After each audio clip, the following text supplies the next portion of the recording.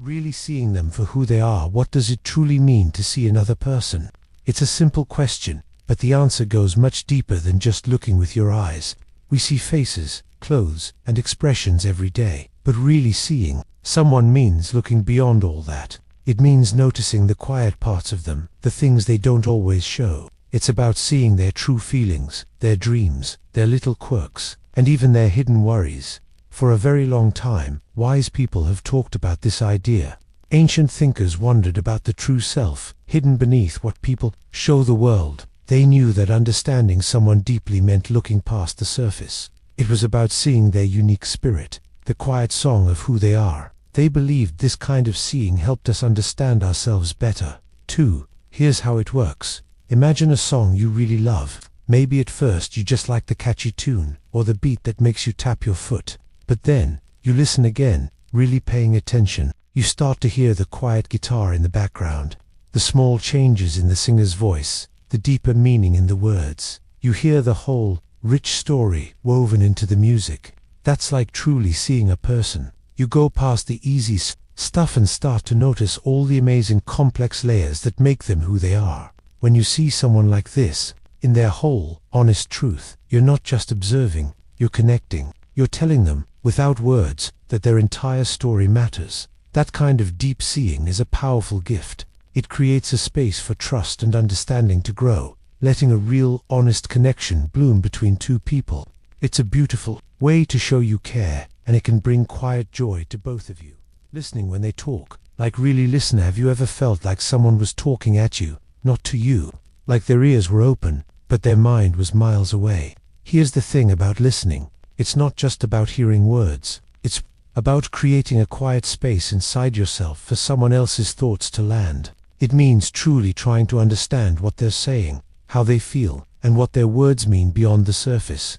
It's about letting their voice fill your awareness, pushing aside your own thoughts for a moment. Think about ancient philosophers, like the wise thinkers of old Greece. They believed that knowing another person deeply was a path to wisdom. And how do you know someone deeply? Not just by observing them, but by truly taking in their stories, their worries, their joys. When they share them, they understood that, to truly connect, you had to quiet your own noise and receive what was given. This isn't just a modern idea, it's an old, deep human truth. Imagine you're holding a really delicate, beautiful butterfly. If you squeeze too hard, you might hurt it. If you let it go completely, it flies away. But if you open your hand gently and let it rest there, feeling its tiny movements, you connect with it. Listening is a bit like that open hand. You're not trying to fix, or judge, or interrupt. You're just holding space, letting their words land, feeling the weight of them. When someone shares something personal, it's like they're offering you a piece of their inner world. And when you listen like this, something quiet and powerful happens. The person talking feels seen, they feel valued, they feel less alone. It's a silent promise. I hear you, you matter. This simple act of presence, of truly hearing another soul, builds a bridge. It's not about grand gestures. It's about that gentle, open hand, holding the delicate thoughts of another with care. And that's why it matters so much in helping someone feel close to you, feeling that deep, true connection. Finding what makes them laugh out loud. Have you ever really listened to the sound of someone's true, unforced laughter? Not just a polite chuckle, but that deep, genuine burst that starts in their belly and makes their eyes crinkle at the corners. It's like a bell ringing, or a sudden bright chord in a quiet room. That sound, that feeling, is a powerful thing. It tells you something important about a person. What brings them joy, what lets them relax and be completely themselves. Finding what makes someone laugh out loud isn't about telling jokes or trying to be a clown. It's about careful listening and gentle observation. It's about seeing the world through their eyes for a moment. What kind of stories do they find funny? What small, everyday moments make them smile from deep inside? Think of it like this. Ancient thinkers, centuries ago, understood that joy and play were essential parts of being human. They knew that a heart at ease, a spirit that could find humor, was a healthy spirit. Laughter, in a way, is a sign of that inner freedom. So, how do you discover this? It's not a secret code you need to break. It's more like finding the right key for a lock. Imagine a specific kind of silly cat video that always makes you burst out laughing. Or maybe it's a certain type of old movie or a specific way a friend tells a story. What makes one person giggle might make another person just shrug. The point is to notice their unique spark. When someone truly laughs, a little bit of their guard comes down. Their real self shines through. And in that shared moment, a tiny, invisible bridge is built between you. It's a connection built not on words, but on pure, light-hearted shared feeling. This shared laughter isn't just noise, it's a quiet conversation. It means you understand a part of them that's playful and free. It shows you see the world, even for a second, in a way that brings them joy. And that, in itself, is a beautiful gift to offer. Sharing a piece of your own heart. Have you ever stopped to wonder what truly links people together, deep inside? It's not just talking about what happened in class, or what video game you like. It's something much quieter, much more brave. It's about sharing a piece of your own heart. This means letting someone see a part of you that you usually keep hidden. It's a gentle offering of your inner world, your true feelings, to another person. It's showing who you really are, beyond the everyday stuff. Long ago, thinkers in places like ancient Greece talked about how real human connections form. They believed the deepest friendships, the ones that truly matter, grew when people were brave enough to share their true thoughts, their hopes, and even their struggles. It wasn't about showing off or trying to impress. It was about truly letting another person know you in a way that went past the surface. This kind of sharing builds a powerful bridge, not just of words, but of deep understanding and strong trust. It's like saying, I trust you with a part of me that I don't show everyone else. Here's the thing. Imagine you have a special notebook or a hidden folder on your phone. In it, you keep all your secret dreams, your biggest hopes, or even little worries that nobody else knows about. Most of us keep these things completely private, but sharing a piece of your heart is like carefully opening that notebook or folder to one trusted person and letting them glimpse inside. Maybe it's telling them about a dream you have for the future that you've never spoken aloud before, or perhaps it's admitting a small, silly fear you have, or sharing a memory from when you were much younger that no one else remembers. When you do this, you're offering vulnerability. You're saying, this is me, and I trust you enough to see this quiet, important part of who I am. This kind of sharing is a gentle kind of courage. It doesn't demand anything back, but it certainly creates a clear path for deep connection to begin.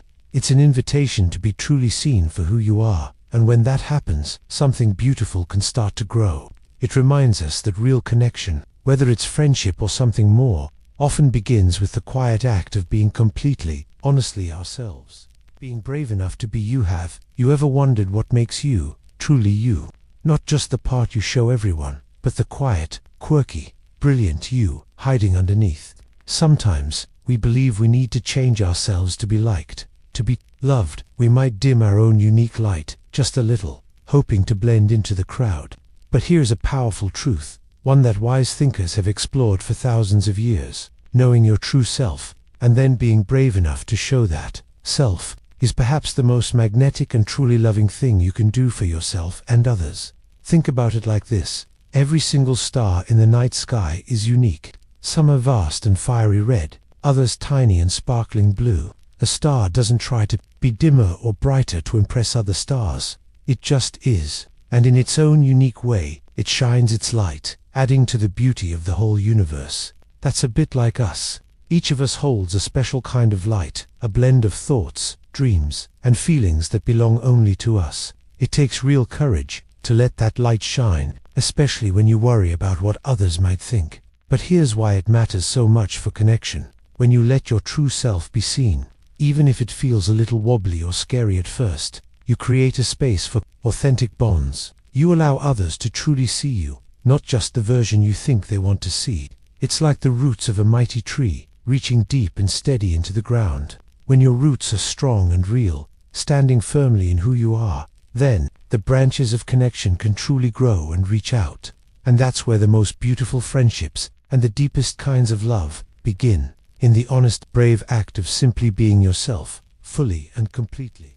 Noticing the small things they love. Noticing the small things they love. Have you ever truly noticed the quiet, hidden joys of someone you care about? It's not always about grand, loud gestures. Sometimes, the deepest connections are woven from seeing the little details that light up their eyes. Perhaps it's the way they hum a specific tune when happy, or how they always reach for a certain color pen. These small things aren't just habits, they are tiny, unique windows into a person's soul, revealing layers of who they truly are. For centuries, thinkers have talked about how truly knowing someone means observing them deeply. Ancient philosophers, like those in old Greece, understood that real friendship and affection, what they called philia, grew from understanding someone's whole being. They believed that paying close attention was a powerful way to show respect. Here's the thing, understanding someone's small preferences is a quiet way of saying, I see you, exactly as you are, and I value that. Think of a musician playing a song. To truly make the music beautiful, they don't just hit the big notes. They notice the tiny pauses, the soft swell of a chord, the way one note gently fades into another. It's in these small, overlooked details that the song's true magic lives. Our hearts work a bit like that with people. We build a full, vibrant picture of someone by noticing the quiet notes of their everyday life. Maybe it's how they organize their books, or the specific way they laugh at a silly joke, or the quiet focus in their eyes when they talk about their favorite video game character. These small observations are like secret notes in their personal song. Notes only a careful listener can truly hear, and that's why it matters so much. When you notice these small, unique parts of another person, you're not just gathering facts. You are weaving a tender, strong thread of connection. You are showing them that their unique self, even in its smallest expressions and quietest preferences, is seen and valued. That, in itself, is a profound and lasting form of love. Cheering them on, even when it's hard. Have you ever watched someone you care about really struggle? Maybe they missed a big goal, or felt totally discouraged. It's easy to cheer when things are good, right? When they win. But what about when they stumble, when they're not at their best? Here's the thing, truly cheering someone on means standing by them when it's toughest. It's being a steady light when their own light feels dim. This isn't about fixing problems, it's about believing in them, especially when they doubt themselves. It's seeing their worth, even when outcomes aren't what they hoped for. This support builds deep trust. Ancient thinkers understood fidelity, deep loyalty. They knew real friendships were proven in hard times, not just good ones. Stories of heroes show companions who stuck by them through challenges and defeats. This unwavering trust built the strongest human bonds. It showed constant faith in the person, not just their success. Imagine a soccer player misses a crucial shot. Their team loses. It feels like a big failure. As a friend, you don't just walk away. You say, I saw your effort. That takes guts. Keep playing. I believe in you. You cheer for the person. That steady voice helps them get back on the field. So, cheering them on even when it's hard is more than just words. It's a quiet promise. It tells someone, you are not alone, I see you. This constant, gentle belief shows profound love. It helps connections grow strong, like old trees with roots holding firm through any storm. It's about celebrating their whole self, making time just for them. Have you ever noticed how some moments with people feel different, like the world around you fades, and for a little while, only you and they exist? This feeling, this precious space, comes from making time just for them. It's more than just being in the same room. It's about giving someone your full, gentle attention, making them feel like the most important thing right then. Think about it. Our lives are busy. There are always messages, notifications, things pulling at our minds. But to truly make someone feel cared for, you have to offer something rare, your undistracted presence. Ancient philosophers, who thought deeply about life, often talked about the value of being present, not thinking about yesterday or tomorrow, but truly being right here, right now.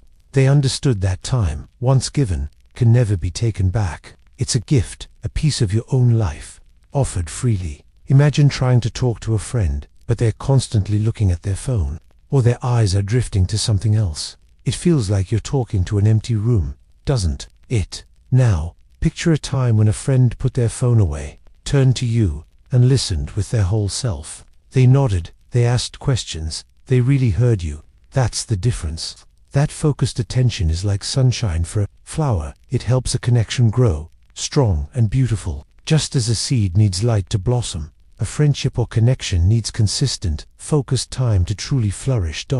So, when you choose to set aside moments, even short ones, just for another person, not for checking your phone, not for planning what to say next, but simply to be with them, to hear them, to see them. You are building something real. You tell them, without words, that they matter. And in that quiet, shared space, a seed of true connection, a feeling close to love, can begin to grow, warm and bright.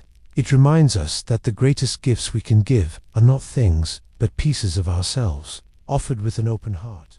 Smiling like you mean it. Have you ever seen a smile that just landed differently? Not the polite kind you give when you walk past someone in the hall, but a smile that reached their eyes, crinkling the corners just a little. It's like a warm light, isn't it?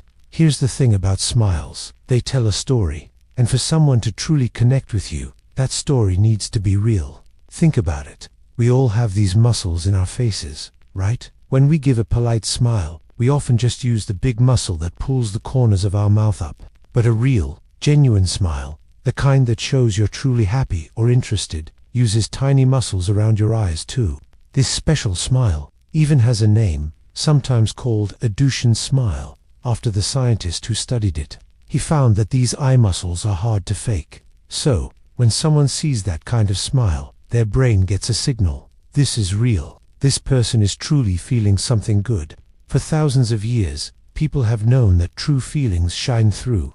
Ancient philosophers might not have known about specific muscles, but they understood that sincerity matters. They'd say, that real joy, real kindness, it couldn't be hidden. It would always show on your face, in your eyes. It's like when you see a puppy, truly excited to see you, wagging its whole body, not just its tail. You know its happiness is real. So, when you smile at someone you hope to connect with, ask yourself, is this smile just for show, or is it a little window into how you genuinely feel? It's not about grand gestures, but about the quiet truth of your expression.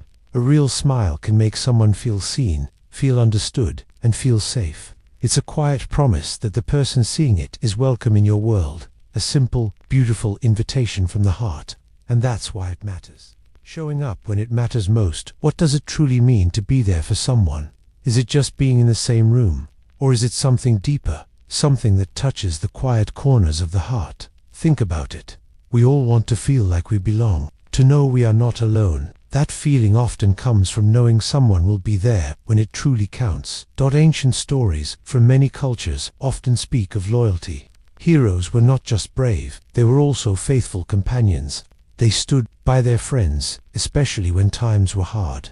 It wasn't always about grand gestures. Sometimes it was just about being present, a quiet strength in the darkness. They knew true connection needs reliability. It needs knowing that when the world feels shaky, there's a hand ready to offer support. Our minds are wired to remember these important moments. Imagine working hard for a school play or a big sports game. You practiced for weeks, and when the day comes, you look out into the crowd. You see someone important to you. They made the effort to be there. They showed up. That feeling, that warmth that spreads through you, is a powerful signal. It tells your heart, you matter, I see you, I care. This isn't about fixing every problem for someone. It's about sharing their burdens, even by just listening. It's about celebrating their small wins and sitting with them in their quiet losses. These moments, these silent promises of presence, are like invisible threads. They weave together, making a relationship strong and lasting. To show up when it matters most is to build a safe place in someone's life, a harbor where they can always find shelter. It's a quiet way of saying, you are important to me, always. Remembering their favorite song. Have you ever wondered why certain songs stick with us? Or why knowing someone's favorite song feels special? Music is more than just sounds. It's a hidden pathway to our feelings, a secret garden of memories. When you learn someone's favorite song, you're not just remembering a title. You're showing them you pay attention to the parts of them that aren't always spoken. You're noticing what moves their spirit, what makes their heart feel something. For centuries, people have known this. Ancient storytellers used songs to pass down history, making sure important moments and feelings were never forgotten. Philosophers long ago believed music could reach into the deepest parts of our souls, shaping our thoughts and feelings. It holds a power beyond words. Think of it like this. Imagine a scent, like fresh-baked cookies. That smell can instantly take you back to a specific moment, maybe being at your grandparents' house. It's not just the smell, it's the memory and feeling, all wrapped up. A favorite song works the same way. It's a sonic memory, a personal anthem. Scientists have found that music lights up parts of our brain connected to memory and emotion, showing how deeply it's woven into us. So, when you remember their favorite song, it's a gentle acknowledgement. It's like saying, I see you. I hear the music that plays inside your own unique world. It shows a quiet care, a willingness to truly know them. It's a way to build a bridge, not just with words, but with the quiet echo of shared understanding. And that, in its own soft way, matters more than we often realize. Being a good secret keeper, have you ever wondered why some people just feel safe to be around? Like you could tell them anything, and it would stay tucked away, respected. That feeling is what being a good secret keeper is all about. It's not just about not spilling the beans, it's about holding someone's quiet hopes, their gentle worries, or even their biggest dreams inside your own heart, like something precious. Here's the thing, keeping a secret means you're creating a safe space for another person. You're saying, without words, I value what you share with me, and I will protect it. Think about the old stories, how people in ancient times built sacred places, quiet groves, or hidden springs, where thoughts could be spoken and then held in stillness. A trusted friend, a good secret keeper, is like one of those sacred places for a person's inner world. It's similar to having a special journal. You write your deepest thoughts in it, knowing those pages are only for your eyes. You don't lock it up because you're hiding something bad, but because it holds your most honest self. That journal feels safe, doesn't it? When you truly keep someone's secret, you become like that journal for them. You're the trusted page where their truth can rest, unjudged and undisturbed. This quiet act of protecting another's vulnerability builds something incredibly strong between people. It's a foundation of trust that doesn't crack under pressure. It shows you respect their boundaries and honor their personal space. And that's why it matters so much. It lets another person know they can truly, deeply, be themselves around you. This deep sense of safety, this knowing that you are a true harbor, is where the most meaningful connections begin to bloom. Learning what makes their eyes light up. Have you ever really watched someone, truly watched them, and noticed that moment when their entire face seems to change? When a quiet light sparks in their eyes, and a different kind of energy fills them. This isn't just about making them smile. It's about finding the quiet, shining core of who they are, the things that make their spirit glow. Here's the thing. Everyone has something that truly moves them, something that fills them with a deep joy, a spark of wonder. It might be a hobby, a story, a dream, or even just a certain kind of weather. Learning what makes someone's eyes light up means looking past what they show to everyone. It means seeing what touches their deepest self. Think about the ancient philosophers, people like the old Greeks. They spent their lives trying to understand the soul of a person, their true inner nature. They knew that real connection came from seeing beyond the surface. It wasn't about magic. It was about paying close, loving attention to what made someone truly come alive. And that's still true today. For example, maybe your friend seems quiet in class, but then they start talking about this new book they're reading, or a specific animal they've learned about, or a song they can't stop listening to. And suddenly, their posture changes. Their voice gets a little warmer, and that sparkle, that undeniable light, dances in their eyes. You just saw a piece of their true passion. So, this isn't about being nosy or trying to trick someone. It's about a calm, curious observation. It's about truly seeing the unique wonders of another person's heart. And when you learn what brings that light to their eyes, you're not just gaining information. You're finding a doorway to understanding their most authentic self. That kind of understanding, that deep seeing, is a gift you offer. And that gift itself can quietly, beautifully, build a connection that truly matters. Letting them see your quirky side. Have you ever wondered if the truest parts of you, the slightly odd or different bits, are the very things that could draw someone closer? Here's the thing. Often, we try to smooth out our edges, to present a perfect picture to the world. But deep down, don't we all have a little something that makes us, well, us? Maybe it's a funny habit you have when you're thinking, or your strange obsession with collecting vintage bottle caps, or the way you talk to your pet.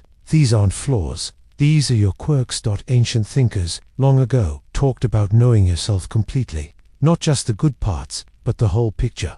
They understood that true beauty isn't always about being perfectly symmetrical or flawless. Think about a piece of old, cherished pottery. It might have a tiny crack or a wobbly base, but those very imperfections give it character and a story. We often find ourselves drawn to that unique charm. It's like how a scientist might study a butterfly, not just for its colorful wings, but for the one slightly bent antenna that makes it truly distinct from all the others. This isn't about trying to be weird or putting on a show. It's about a quiet courage. It's about letting your guard down just a little. When you allow someone to see those quirky, unpolished parts of you, you're doing something very important. You're showing them you trust them.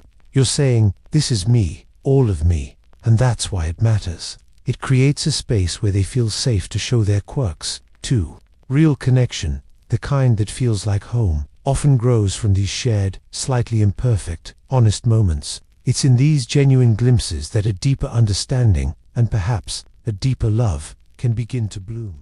Finding adventures you both enjoy. Have you ever thought about the moments that really stick with you, the ones you replay in your mind when you think of someone special? Often they aren't just quiet talks, but times when you did something new, together, something that felt like a little adventure. Here's the thing, finding adventures you both enjoy isn't just about fun, it's about building a deeper connection. When you step into the unknown together, whether it's a new hiking trail or trying to cook a complicated recipe, you see each other differently. You might see their patience, their humor when things go wrong, or their courage when facing something new. For a long, long time, humans have understood this idea. Think about old stories, where heroes don't just sit around talking.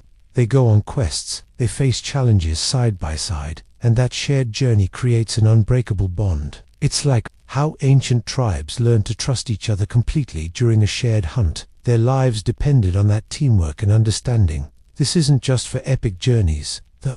It's a lot like two small streams flowing on their own. Each stream has its own path, its own sounds. But when they meet and join together, they become a stronger river. They still have their own waters, but now they move as one, carving a new, bigger path. That's a bit like you and another person finding adventures. You don't lose who you are. Instead, you create a shared we that's bigger and richer than before. So, these adventures don't need to be huge. They can be simple. Trying a new sport, exploring a part of town you've never seen, or even just picking up a new hobby together, like painting or coding. It's about the willingness to step out of the usual side by side. Each shared laugh, each shared challenge, each little discovery on these journeys quietly weaves a stronger thread between two hearts. It teaches you the rhythm of someone else's spirit, without needing any words at all. Being kind, even when nobody's looking. Have you ever done something truly good, just because it felt right, even when no one else was watching? Maybe you picked up trash that wasn't yours, or helped someone quietly without being asked. This kind of hidden kindness, this secret act of care, shows what you're really made of. It's not done for a reward. It's not for praise or to get noticed. It's a choice you make, deep inside yourself.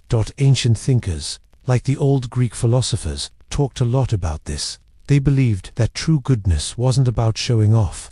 Instead, it was about building a strong, good character from the inside out. They called it virtue, and they thought it was the most important thing a person could have.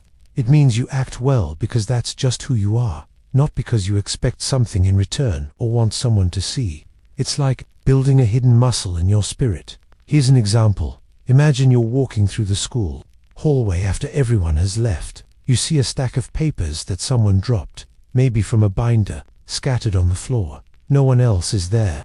You could just walk past them. But what if you stopped, carefully gathered all the papers, and neatly stacked them on a nearby desk, or put them in the lost and found? No one saw you do it.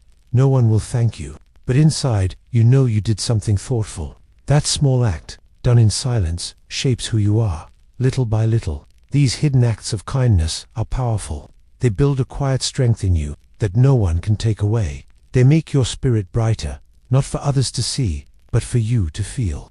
And here's the thing, when you act from a place of genuine goodness, not for attention or applause, you become a person of true depth. You become someone who others can trust, someone who is truly real. This deep kindness, the kind that happens even when nobody's looking, is a true light. It's what helps you connect with others in ways that truly last. Not by forcing anything, but by simply being a person worthy of genuine care. Helping them when they don't ask. Have you ever noticed someone carrying a heavy load? Not just books, but maybe a quiet sadness in their eyes.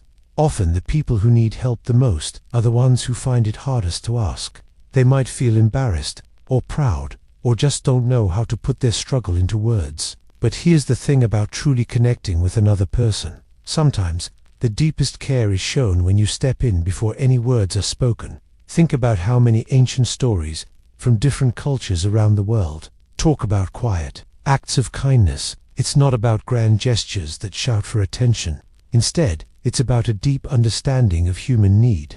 Philosophers in old Greece, like Aristotle, talked about friendship and how it wasn't just about fun or benefits. It was about seeing and supporting the well-being of another person, even if they couldn't voice their troubles. This kind of thoughtful action is a quiet form of empathy, a way of reaching out that says, I see you, and I'm here.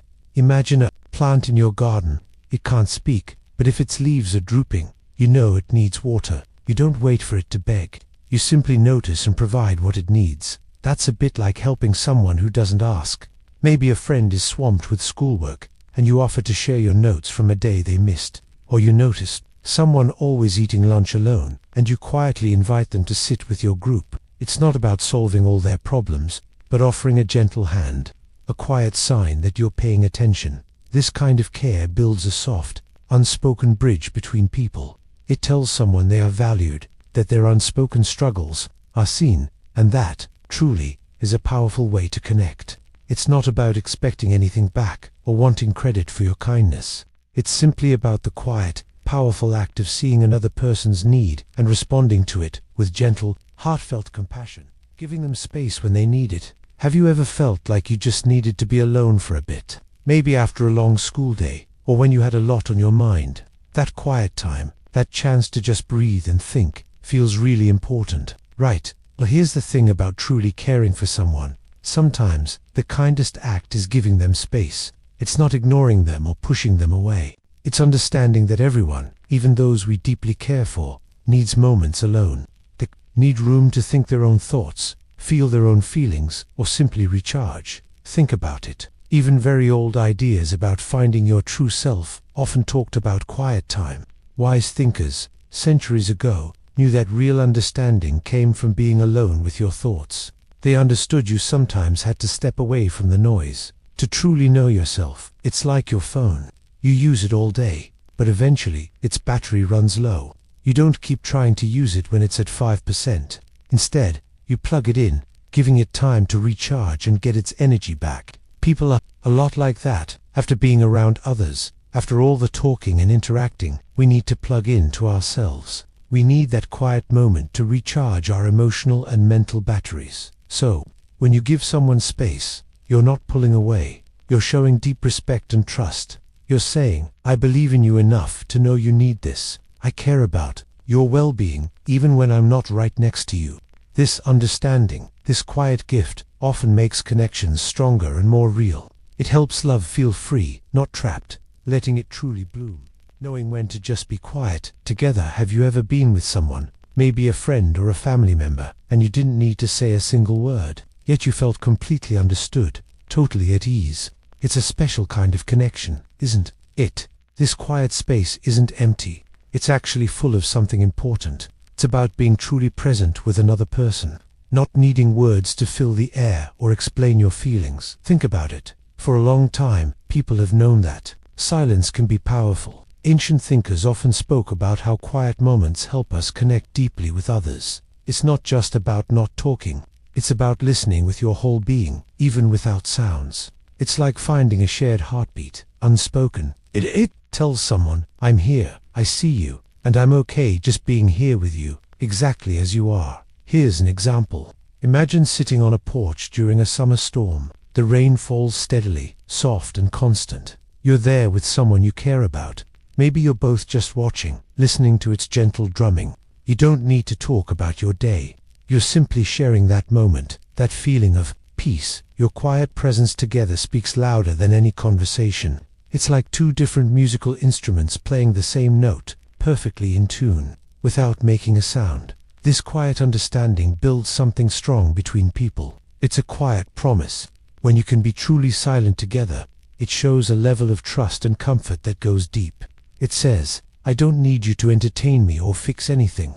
I just need you to be you, right here beside me. This is a beautiful way to show someone you care, a gentle current pulling you closer.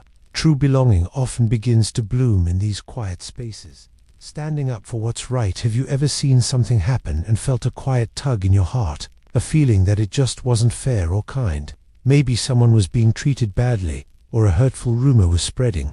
This feeling, this knowing, deep down that something is wrong, is where the journey of standing up for what's right begins. It's not always about shouting or making a big scene. Often, it's about a quiet courage. It's about finding your steady voice even when it feels shaky. Think about people throughout history, like Rosa Parks, who simply refused to give up her seat. She wasn't seeking fame. She just listened to that inner knowing, that quiet truth, and stood firm. Many philosophers, from ancient Greece to modern times, have talked about how true strength isn't about how strong your muscles are, but how strong your spirit is when facing what's unjust. It's about integrity, which is doing what's right even when no one is watching, because it aligns with who you truly are inside. Here's an example. Imagine a friend is being left out of a game, even though they're perfectly capable. It would be easy to just keep playing and not say anything. But here's the thing. Standing up for what's right in that moment might mean simply inviting your friend to join, or gently reminding others that everyone deserves a chance. It's like a tiny, invisible ripple in a pond. That small act of kindness, that moment of speaking up for fairness, doesn't just help your friend. It shows something beautiful about you. When you choose to stand for what's fair, when you defend the quiet and the vulnerable, you're not just being a good person. You're showing the world, and especially those around you, the depth of your character. It's a gentle light that shines from within, drawing others not just to your actions, but to the truth and goodness you carry in your heart. This quiet strength, this commitment to what is right, leaves a lasting impression, a sense of trust, and deep respect that can truly make a difference in how others see and feel about you. Apologizing when you mess up. Have you ever said something you instantly wished you could take back? Or done something that left a quiet sting in someone's heart? It happens to all of us. We stumble, we make mistakes, and sometimes those mistakes ripple outward, touching the people we care about. But here's the thing. True connection isn't about never messing up. It's about how we respond when we do. For centuries, thinkers have talked about the power of acknowledging our wrongs. Ancient philosophers like Seneca believed that admitting a fault showed strength, not weakness. It meant you had the wisdom to see where you went off track. It's not just about saying sorry to make the other person feel better. It's about making peace with your own heart, too. It's an act of courage, a quiet confession of humanity. Think of it like a broken window pane. If you just leave it shattered, the cold air keeps coming in. It's still broken. But if you carefully pick up the pieces and work to fix it, or at least acknowledge the damage, you start to repair the warmth inside. An apology isn't magic glue, but it's the first step in gathering those broken shards. Maybe you accidentally spread a rumor, or you were grumpy when someone just wanted to talk. The mistake might leave a crack. But a real apology, one that comes from your heart, is like a steady hand reaching out. It tells someone, I see the hurt I caused, and I wish it hadn't happened. It's a way of saying, our connection matters more than my pride. And sometimes, that simple act of humility, of owning your mistake, can heal a path between two people that feels otherwise lost. It's not just about making amends, it's about tending to the delicate garden of trust, showing you value the space you share. Forgiving when they mess up. Have you ever felt that tight knot in your stomach when someone you really like, someone you care about, does something that just hurts you? Maybe they said something thoughtless, or they forgot something important, or they just messed up in a way that left you feeling sad or angry. It's a heavy feeling, isn't it? Like carrying a backpack full of rocks you didn't ask for. Here's the thing about forgiveness. It's not about saying what they did was okay. It's not about forgetting the mistake, or pretending it never happened at all. No, forgiveness is actually something much deeper, and it's mostly for you. It's about deciding to let go of the anger, the resentment, the pain that's bubbling up inside your own heart. It's about choosing to release yourself from that heavy weight, even if the other person doesn't apologize or understand. For thousands of years, wise people from different cultures have talked about this very idea. They knew that holding on to a grudge is a lot like holding on to a hot coal.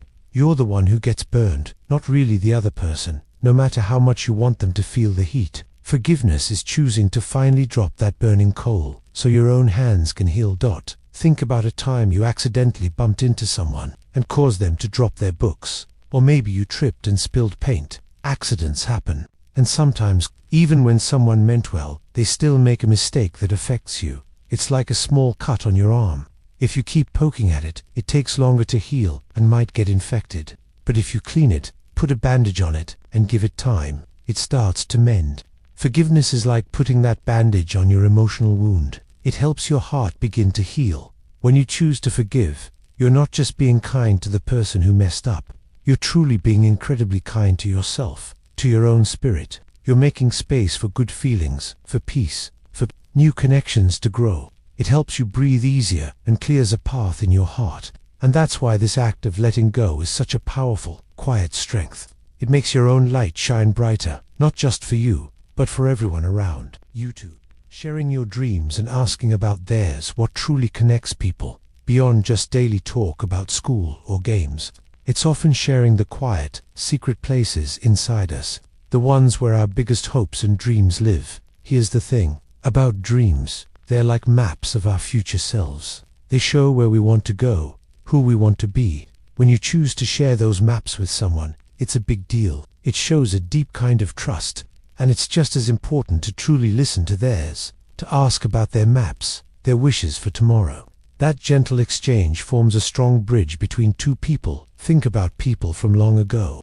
They sat around fires, probably not just talking about the day's food. They dreamed about stronger shelters or finding new lands. They shared hopes for safety, for a good harvest, for a better life. This act of looking forward together, of weaving their hopes, made their bonds stronger. It built quiet trust, a feeling of belonging.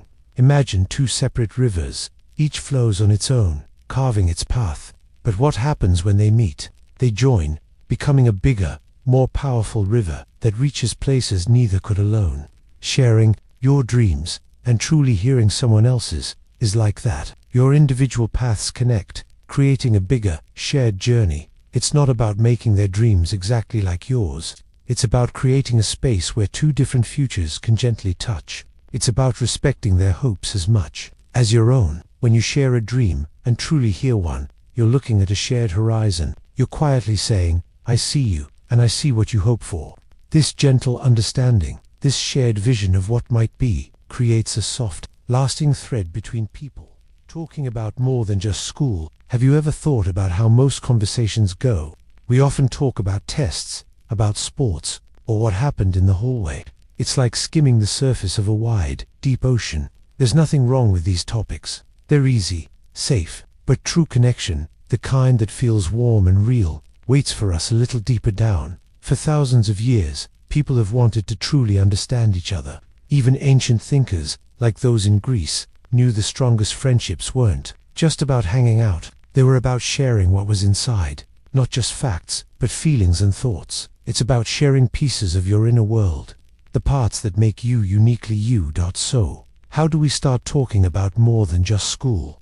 It means sharing what you truly care about, beyond the textbook. Maybe it's a dream, something that makes you laugh, or even feel a little worried. It could be a book that stayed with you, a movie that truly moved you, or a song that makes you feel something strong. These are the parts of us, not on a report card. They're the secret gardens of our minds and hearts. Imagine a scientist studying the stars. They don't just look at the light. They try to understand what makes the stars burn, what elements they're made of. Our lives are similar. School is like the light we see, but our passions, fears, and hopes, those are the elements that make us glow. When you share these parts, you're not just showing someone a star. You're inviting them to feel its warmth, to understand what makes it bright. This isn't about spilling every secret right away. It's about slowly opening a window, letting in a little more light. It's about curiosity. When we step past the easy, everyday talk, we give others a chance to see who we truly are, beyond the classroom. And that shared seeing, that quiet sense of being truly known, is where deep connection begins to grow. It's where the heart starts to listen. Being honest, even when it's tough. Asterisk, being honest. even when it's tough. Asterisk. Have you ever felt that tight knot when you needed to say something difficult, something honest? It's a familiar feeling. Being truthful about a vulnerable part of yourself can be incredibly hard. We worry what others will think. But here's the thing, real lasting connections grow from those brave moments of honesty. Honesty means showing your true self, your real thoughts and feelings, even when they're not perfect or easy to share. It's a quiet promise to be open, to let someone see you exactly as you are. This builds trust, like the sturdy roots of an ancient tree, holding everything firm. Truth's power has been explored for ages. Ancient Greek philosophers spoke of integrity, meaning being whole. When words and actions match, you gain peace and show respect. This creates an inner peace too, from living in alignment with what's real. Imagine crafting a delicate glass sculpture. If there's a tiny crack, hiding it might cause the piece to break. But if you acknowledge and repair it, or weave it into the design, it becomes stronger, unique, truly yours. Being honest about your fears, struggles, or mistakes doesn't make you weaker, it makes the connection stronger, letting light in. So, when honesty feels like a heavy weight, remember, it's quiet, powerful strength. It's not about being flawless, it's about being genuine. And it's in that genuine space that deep understanding and true affection can quietly bloom. It's about being truly seen and accepted for all of who you are, making them feel smart and capable. Have you ever noticed how good it feels when someone genuinely listens to your ideas, not just waiting for their turn to speak, but truly hearing your thoughts? It's a quiet kind of magic. This is about making someone feel brilliant, like their mind is a treasure you're honored to explore. Here's the thing. Human beings are built to create, to understand, to solve. We feel our best when we use our brains, when we figure something out. Long ago, thinkers like the ancient Greeks believed that true happiness came from living by your best qualities, including your wisdom and your ability to reason. They understood that feeling capable and intelligent isn't just nice. It's a deep human need, like needing sunshine to grow. When someone sees that light in you, they see you. Imagine your friend is explaining how to solve a tricky video game puzzle, or showing you a cool new coding trick. Maybe you don't understand it all at first, but instead of pretending you get it, you ask honest questions, you listen, you let them patiently explain, and you truly absorb their logic. When it clicks, you genuinely admire their skill, their way of thinking. You might even say, "Wow, that's really smart how you figured that out." That simple act, that honest appreciation for their unique mind, lets them feel seen in a profound way. They're not just a person, they're a person with a valuable way of seeing the world, and that's why it matters so much. When you appreciate someone's intelligence, their insights, their ability to navigate problems, you're not just complimenting them, you are recognizing their very essence, the spark that makes them who they are. You are saying, "Your mind is a beautiful place, and I am glad to be here with you." This builds a deep, respectful connection, like a quiet, strong bridge between two thinking souls. Word count, check, 326 words.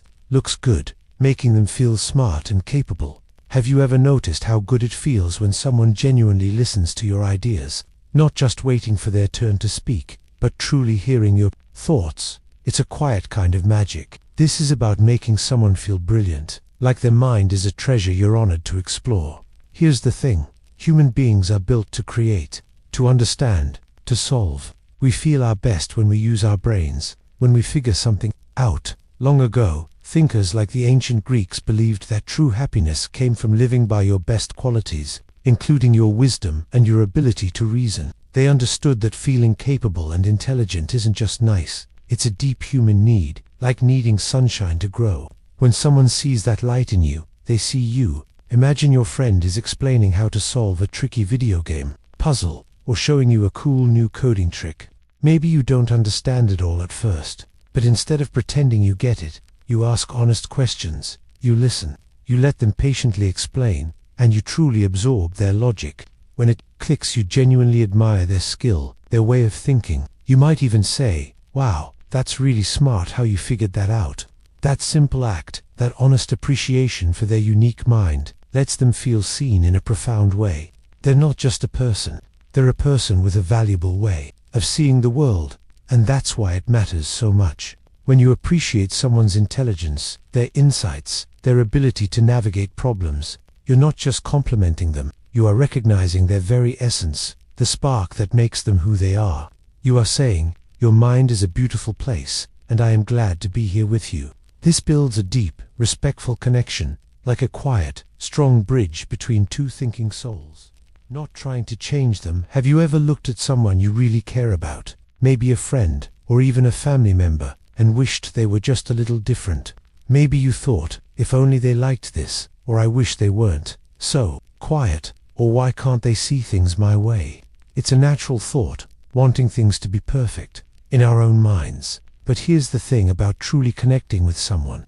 It's not about trying to reshape them into the person you want them to be. It's about seeing and appreciating the person they already are. Imagine finding a beautiful wildflower in a field. You don't try to change its color or make it grow taller. You just admire it for what it is. Right there. That's where its real beauty lies. For a long time, thinkers have talked about acceptance. Not just accepting situations, but accepting people. It's like knowing yourself. To truly know others, you have to let them be themselves. This is a quiet respect. It means understanding each person is on their own path, with their own feelings, their own way of seeing the world, and that's okay. It's wonderful, even. Think of it like this. Every person is a unique piece of art. They have their own colors, their own textures, their own story painted on them. If you try to paint over their colors with your own, you lose what made them special. When you let someone simply be who they are, without judgment, a different kind of magic happens. That's when trust grows. So, maybe a deep connection isn't about wishing for someone to change. It's about celebrating them, exactly as they are. Give them the gentle space to be their authentic self. In that space, a true, lasting connection can blossom. It's built on real understanding and quiet love. This freedom you give them helps you find a deeper freedom in yourself. Finding common ground, like a shared secret. Have you ever felt a quiet, special click with someone? It's like finding a hidden path that only you both seem to see. Finding common ground isn't just about liking the same band or sport. It's much deeper. It's about uncovering something you both truly share, something that feels a bit like a secret treasure only you to know. When you discover this, it creates a unique connection. It makes you feel truly seen and understood. Humans have always searched for this deep connection. Ancient thinkers spoke of a kind of friendship called philia. This was about a bond built on shared values. It's an old human need to connect over things that truly matter, like two tuning forks vibrating at the same frequency. Throughout history, people have bonded over shared hopes, quiet understanding, or even just a shared appreciation for a beautiful sunset. Imagine you and a friend walking through the school hallway. You both happen to notice a tiny, forgotten plant struggling in a corner. Without a word, you both stop, quietly feeling sadness for it. That shared moment, that unspoken understanding, that's common ground. Or maybe it's realizing you both secretly love old black and white monster movies no one else seems to get. It's not about being loud. It's about that quiet, knowing look you share. People are often drawn to others who are similar, but it's not just about surface things. It's about shared values or quiet understandings that feel truly special. So, when connecting, try to notice those deeper echoes. Listen not just to what people say, but also to what they might quietly feel. A shared secret isn't always something spoken out loud. Sometimes, it's just a shared understanding, a soft, knowing glance. And that, in its own gentle way, is a powerful kind of magic. It builds quiet bridges of understanding, creating a shared world where you both truly belong, making them feel safe to be themselves. Have you ever felt like you had to pretend to be someone else, just to fit in? Maybe a little different from who you truly are inside. Here's the thing about connecting deeply. True connection blooms when people feel completely safe. Not just physically safe, but safe to show all their quirky, wonderful parts. It's about creating a space where they don't have to hide. They can just be. Think about it. Long ago, wise thinkers talked about knowing thyself. But how can you truly know yourself, or let others know you, if you're always trying to be perfect, or what you think others want? The Roman Emperor Marcus Aurelius wrote about living with your true self. That idea isn't just for emperors, it's for all of us. When you let someone feel safe to be their real self, you're inviting their true nature to shine. You're saying, I see you, the real you, and that's exactly who I want to be around. Imagine a tiny seedling, like a sunflower seed. If you plant it in the wrong soil, or if it's always windy and cold, it might not grow tall and strong. It might stay small, or break, but if you give that seedling good soil, enough water, and gentle sunlight, it can grow into an amazing, tall sunflower, turning its face towards the sun. People are a lot like that. When someone feels truly accepted, like they're in good soil, they start to open up. They share their real thoughts, their silly jokes, their fears, and their wildest dreams. It's like their true colors just get brighter. So, making someone feel safe isn't about grand gestures. It's about listening without judgment. It's about letting them stumble or make mistakes and still knowing they're okay with you. It's about building a quiet, invisible bridge of trust. And on that bridge, true connection can walk freely, making something beautiful and lasting, supporting their wildest ideas. Have you ever had a dream, a really big, wild idea that felt a little bit silly to say out loud? Maybe it was about inventing something impossible, or becoming someone truly unique. Here's the thing, everyone has those ideas bubbling inside, and when someone truly listens, truly believes in those ideas, even the ones that seem impossible, that's a powerful thing. It's not about agreeing with everything, it's about showing that you trust their spirit, their imagination.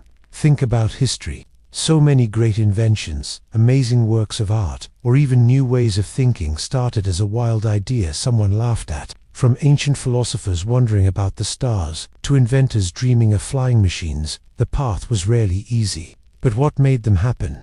Often, it was one or two people who saw past the silly and into the possible. They offered a kind word, a steady hand, a quiet belief. Philosophers have always talked about how humans need to feel understood, to feel seen in their fullest, most hopeful selves. When we support someone's big dream, we're saying, I see you, I get it, and I believe in what you can do. Imagine your friend wants to design a video game unlike any other, something totally new and weird. Maybe it's a game where you train talking squirrels to run a restaurant. Most people might just laugh. But if you sit there, ask questions, how would the squirrels talk? What kind of food would they serve? You're not just agreeing, you're showing genuine interest. You're giving their idea air to breathe, space to grow, even if it never leaves the notebook. You are a quiet anchor for their imagination. This kind of support, it's like a gentle superpower. It tells someone they are safe to dream big, to be fully themselves without fear of judgment. It's a quiet promise that their unique spark matters. And when you give someone that space, that belief, you're building a connection that runs deeper than just shared hobbies or easy conversations. You're helping them believe in themselves, helping them become who they are meant to be. And that's a beautiful way to truly care for someone. Bringing them a silly little gift. Have you ever just picked up something small, a shiny stone, a cool leaf, and thought of someone like this just fits them? It doesn't have to be fancy or expensive. It's not about the money. Here's the thing, a silly little gift is a tiny whisper. It tells someone, I saw this, and I thought of you. It shows that your mind drifted to them even when they weren't around. That quiet thought, that silent connection, is powerful. It says, you occupy a space in my world. Humans have done this for ages. You know, back in ancient times, even cave dwellers might have given a friend a special feather or a smooth pebble. It wasn't about shopping, it was about sharing a piece of their world, a moment of their day. Philosophers often say true connection comes from shared experience, from acknowledging someone's presence. A small gift says, you are present in my thoughts. It's an ancient language of caring, spoken without words. Think about when you're walking home and you see a really unique cloud formation, and you grab your phone to snap a picture, thinking, oh, friend's name would love this. That picture is your silly little gift, or finding a weird, perfectly shaped chip and saving it for a buddy who appreciates odd things. It's not a grand gesture. It's a tiny, honest note that says, I know you, and I appreciate you. Like finding a rare shell on the beach and knowing exactly which friend would treasure its shape. It connects to minds through a small, tangible thought. So, a silly little gift isn't just an object. It's a moment of quiet reflection, a shared secret between hearts. It reminds us that love, or even deep friendship, often grows from these small, gentle currents of thought. It's about being seen, truly seen, in the quiet corners of someone else's day. And that's why it matters. It reminds us that the biggest feelings often begin with the smallest, most heartfelt gestures. It's a gentle reminder that even a simple pebble can hold the weight of connection. Writing a note that only they'll understand, asterisk, asterisk. Writing a note that only they'll understand, asterisk, asterisk. Have you ever shared a secret glance with someone, a moment only you two understood? Here's how that feeling connects to writing a note for someone special. It's about sending a message that truly speaks to them, a note so personal, so them. It feels like a soft whisper meant only for their ears. This isn't about secret codes no one else could crack. Instead, it's a deeper kind of understanding. Think how ancient people carved symbols. Those symbols might look simple to an outsider, but to their tribe, they held deep stories or warnings. The message wasn't hidden. It was designed for those who knew its context. We build tiny universes of meaning with the ones we care about most. It's like that. Here's an example. Maybe you and a friend always laugh about that one time a squirrel tried to steal your lunch. If you wrote a note saying, "Remember the great nut heist," they'd instantly smile. Others might wonder, what nut heist? But for your friend, it brings back a whole memory, a feeling, a shared moment, just yours. This isn't just a note. It's a key to a specific, treasured memory, placed right into their hand. So when you write a note like this, you're not just putting words on paper. You're showing someone you truly see them, that you remember the little things, the meaningful things that make your connection special. It's a quiet way of saying, "I know you. I remember us." It makes a person feel deeply known and cherished, and that feeling, being truly seen by another, can be one of the most comforting and beautiful things in the world. It's like finding a secret garden only you to have the map to.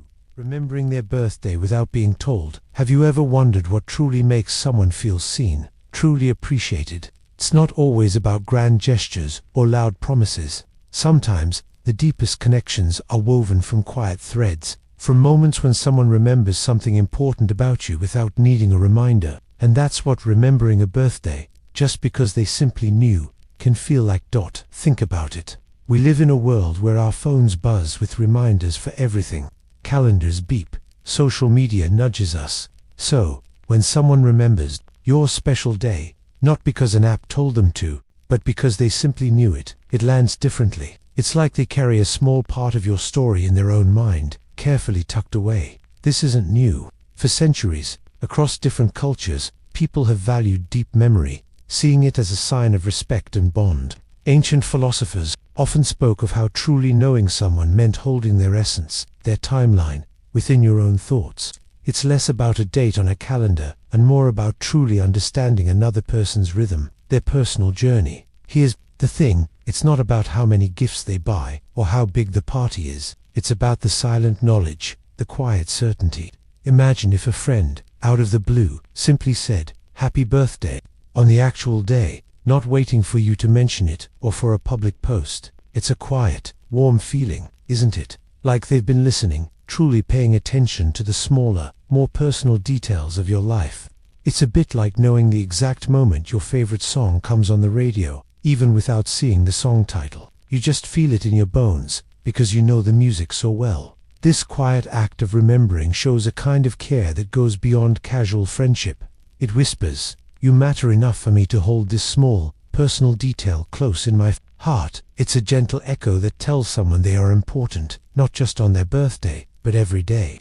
It's a reminder that their life is a story worth remembering, and that someone truly sees and cherishes the pages within it. And that quiet recognition, that deep attentiveness, can be a powerful, beautiful thing, a foundation for a connection that truly lasts. Giving a real, warm hug. Have you ever thought about what a truly real hug feels like? Not just a quick, polite squeeze, but a hug that wraps around you. One that feels like a safe harbor in a storm. A quiet promise of understanding. Here's the thing, a real warm hug is more than just arms around a body. It's a silent conversation, a deep exchange of comfort and trust. A way to say everything without words. Think about it this way. For as long as humans have existed, touch has been our first language. Before words, before complex ideas, there was the warmth of another. It's how we, as babies, learned we were safe, cared for. This ancient wisdom lives on within us. When you offer a real hug, you're tapping into something incredibly old and powerful. You're telling someone, without a single word, I see you. I'm here. You're not alone. Science even backs this up. When you give or receive a genuinely warm hug, your brain releases a chemical called oxytocin. This isn't some complicated idea. Think of it as your brain letting out a little bit of calm and happiness. It's the same feeling you get when you're snuggled up in a warm blanket on a cold night. But this time, it's a warmth that spreads from person to person. It helps build a sense of connection, a feeling of belonging that can make someone feel truly cherished. So, when you give a real warm hug, it's not just an action. It's an offering of peace, a quiet promise of support. It's a moment where two souls pause and acknowledge each other's presence in the world. And that's why it matters. It's a way to make another person feel truly seen, truly safe, and deeply, quietly loved. Letting them vent without trying to fix it. Have you ever had one of those days when everything feels heavy? What do you really need then? Is it someone to swoop in with a quick fix, telling you what you should do? Or is it something else? When someone is upset, they often don't need a problem solver. They need a listener. They need a space for their feelings to just exist, like a stormy sky needing to release its rain, or a kettle letting off steam. It's about letting emotions flow, without judgment. Trying to fix it can feel like you're telling them their feelings are wrong, or that they can't figure things out. People have always sought comfort. Even ancient thinkers understood the power of presence. It's a deep human need, this bearing witness to someone's struggle. It's not about answers, but truly seeing what someone is going through. It's like offering a calm harbor for their emotional storm. Imagine your best friend comes to you, upset about a family disagreement. They're talking fast, explaining details. Your first thought might be, I know how to fix this. But what if, instead, you just sat there? You look at them, you nod, maybe say, wow, that sounds tough. You give them the freedom to just talk, until the upset fades. You are a steady, quiet presence. This sounds simple, but it's powerful. When you let someone vent without jumping in to fix things, you're telling them, I trust your feelings. I'm here, I see you, and I'm not scared of your sadness or anger. This quiet presence builds deep trust. It's like saying, you don't have to be strong for me, just be real. And that's why it matters. It shows a genuine care that allows true connection to grow, like a seed finding rich soil. Being okay with awkward silences. Have you ever been talking to someone, and then, suddenly, there's a quiet moment, a silence that feels long, maybe a little uncomfortable? We often call these awkward silences. But what if they aren't awkward at all? What if they're actually a hidden gift, a quiet space waiting to be understood? We live in a world that's always buzzing. Our phones hum with notifications, and our ears are often filled with music or chatter. Silence can feel strange, because we're not used to it. It makes us feel like we need to fill the air, to say something, anything, just to make the quiet go away. But people have thought about silence for a long time. Some ancient thinkers believed that true understanding often happens in quiet moments, not in constant noise. They saw silence not as an emptiness to be filled, but as a presence, a chance for deeper thought or feeling. Think about two friends sitting together, not needing to talk. Or maybe you've had a pet, like a cat or dog, just resting beside you. There's no need for words. Their presence is enough. You don't feel like you have to chatter to prove you care. In those moments, the silence isn't empty. It's full of trust and comfort. It shows that you're truly okay just being with them, exactly as they are. When you can be okay with these quiet moments, it shows a kind of strength. It tells the other person, without saying a word, that you're calm, you're present, and you're not judging them or yourself for the lack of sound. It creates a space where both people can simply exist. And that quiet, shared space, that gentle allowance for stillness, is where genuine connection can slowly begin to bloom, like a quiet flower opening in the sun. It's about letting go of the need for constant performance and just being together, asking about their day and caring about the answer. Have you ever had one of those days? Maybe it was tough, or something exciting happened, and it felt big to you. Then, someone looked at you, really looked, and asked, how was your day? Not just as a polite greeting, but with real curiosity. Did you feel something shift inside? Here's the thing, how was your day is just the start. The real magic happens next. It's not just about asking, it's about truly caring about the answer.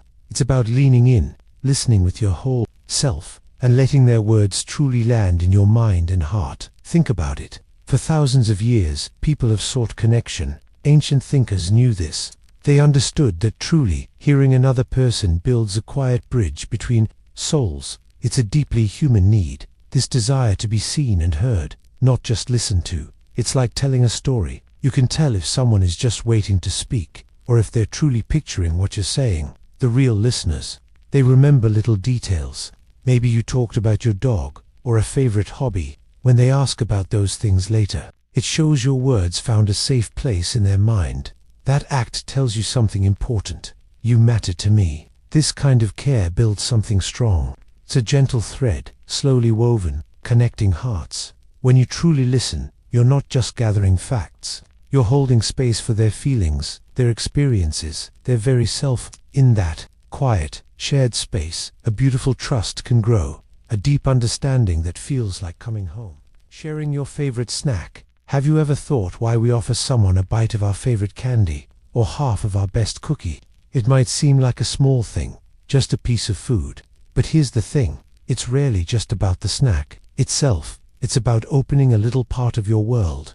Imagine you have a bag of those super rare, delicious chips. You waited weeks to find them. You could keep them all, right? But what if a friend looked a little down, and you quietly offered them some? That simple act is a quiet conversation. It says, I see you, I care, and I trust you enough to share something I value. Sharing food has long been a deep human way to connect. In ancient times, sharing a meal meant safety. It showed you weren't an enemy. It built trust. It was a quiet promise of peace, an agreement to be part of the same group. Think of breaking bread together. It means becoming friends. Food is basic to survival. When you share it, you're sharing comfort, security. This act creates a quiet dance of trust. When we share something cherished, warmth spreads. It's not just the taste, it's the feeling. When you share your special snack, you're not just giving a treat, you're giving a moment of connection, a small piece of your joy. It's like a soft, unspoken question. Can we share this moment? So, the next time you hold your favorite chocolate bar or perfect bag of chips, think about offering just a piece. It's not about grand gestures. It's about these gentle acts. These small moments, filled with quiet kindness, plant deep seeds of connection.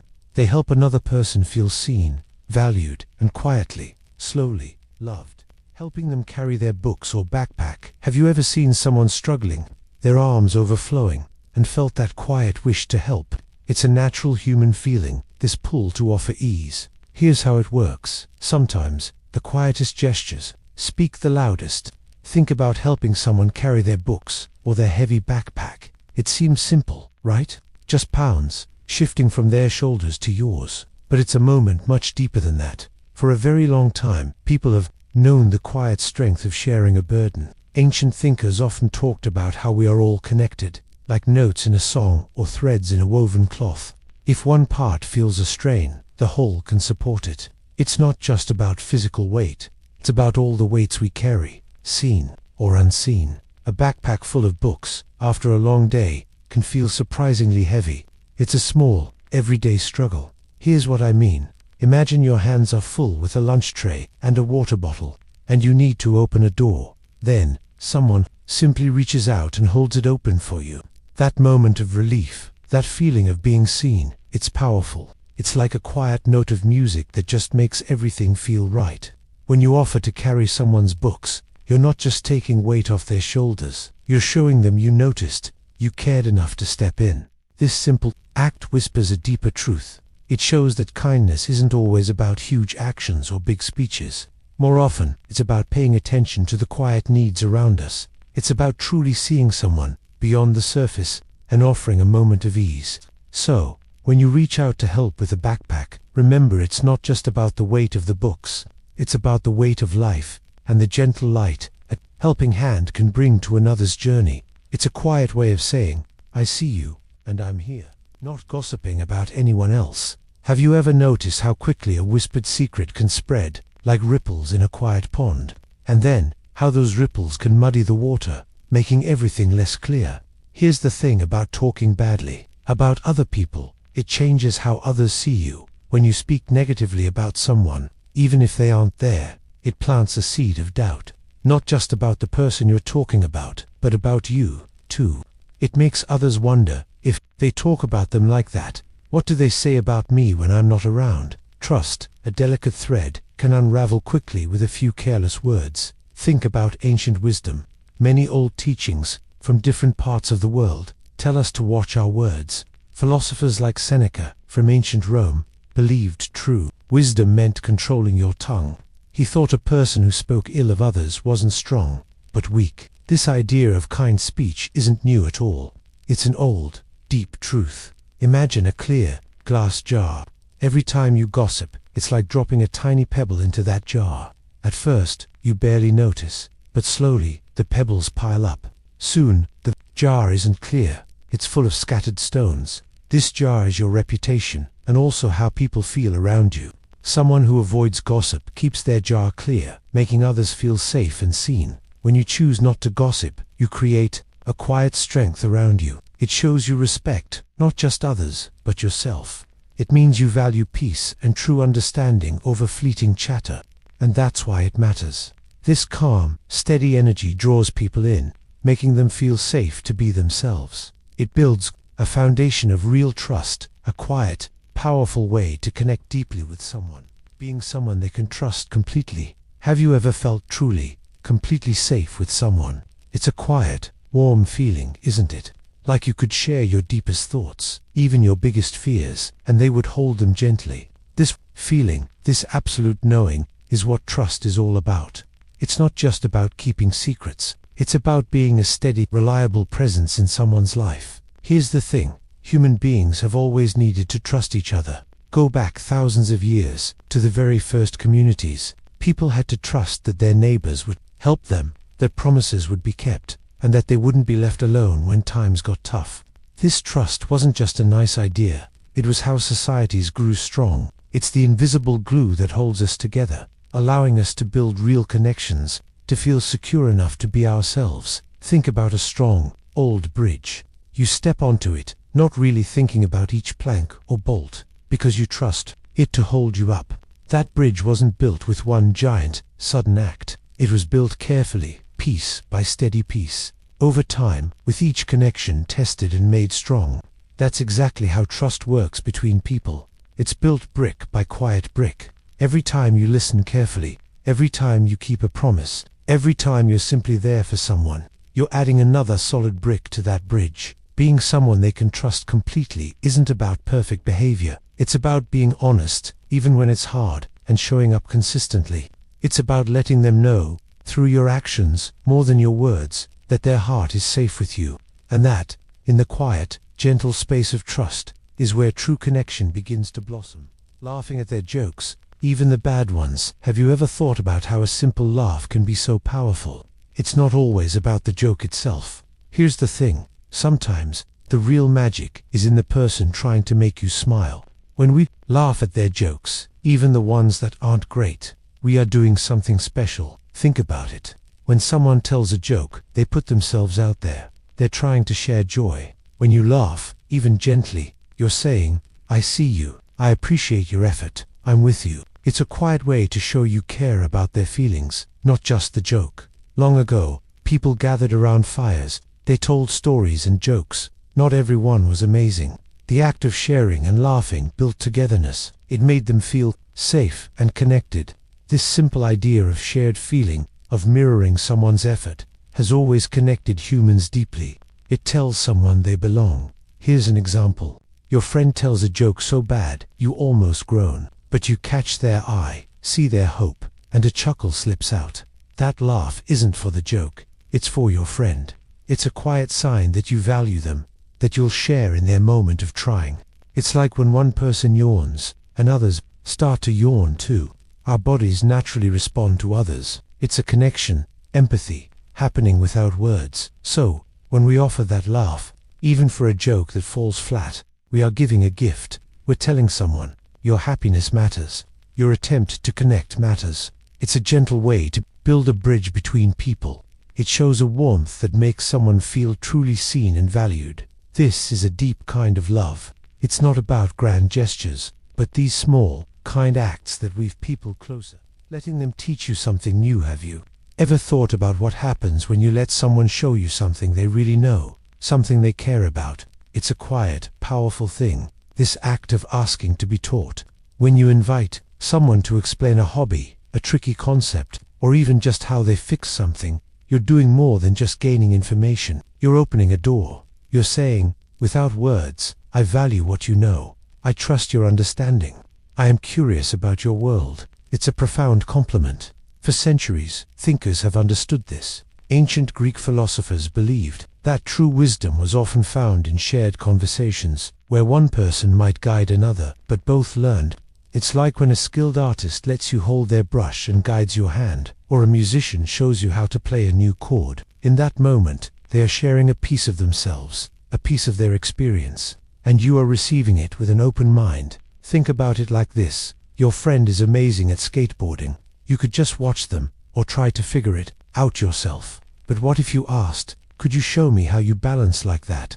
Or, what's the first step to learning an ollie? When they take the time to explain, maybe even demonstrate, you're not just learning a trick, you're building a bridge. They feel seen, heard, and respected for their skill. This act of stepping back and allowing someone to lead, to teach, creates a unique kind of closeness. It tells them their knowledge is important enough for you to invest your time and attention in.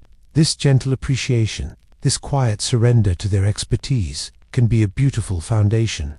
It shows a humility, a willingness to learn and grow, that makes someone feel truly valued, making space for something deeper to begin to bloom. Trying something new just for them. Have you ever thought about trying something totally new? Not for yourself, but just for someone else you truly care about. It's a quiet, powerful thing to do. Here's the thing, when you step out of your usual daily habits and try something different, simply because it matters to them, it shows a deep kind of kindness. It gently says, I see you, and I want to understand your world. Think about this idea. For centuries, people have known that deep connection isn't just about what you already have in common. It's also about building bridges to what's different. Imagine if, long ago, someone from one community learned a song or a dance from another community. They did it not because they had to, but just to share in the other group's joy. It was a way of saying, your world means something to me, and I want to be a part of it, even for a little while. It's not about changing who you are. It's about making your own world a little bigger, making room for another's happiness. So, here's an example that might feel familiar. Maybe your friend absolutely loves a certain video game you've never played. You decide to pick up the controller and try it with them, even if you're not very good. You might not become a huge fan, and that's okay. But by making that genuine effort, you've stepped into their space. You've shared a small personal piece of their passion. Or perhaps they love a type of food you usually avoid. You try a bite, just for them. That shared moment of trying, that quiet effort, often speaks louder than any words. This approach might work for you. When you try something new for someone else, you aren't changing who you are at your core. Instead, you are quietly expanding your own understanding. You're gently stretching the boundaries of your own heart. It's like planting a tiny, hopeful seed of shared experience. And from that small act of kindness, something truly beautiful can begin to grow. It reminds us that the strongest connections often blossom in those quiet spaces where we bravely explore new ground, not just for ourselves, but for another's sake. It is, in its own way, a calm and shared adventure.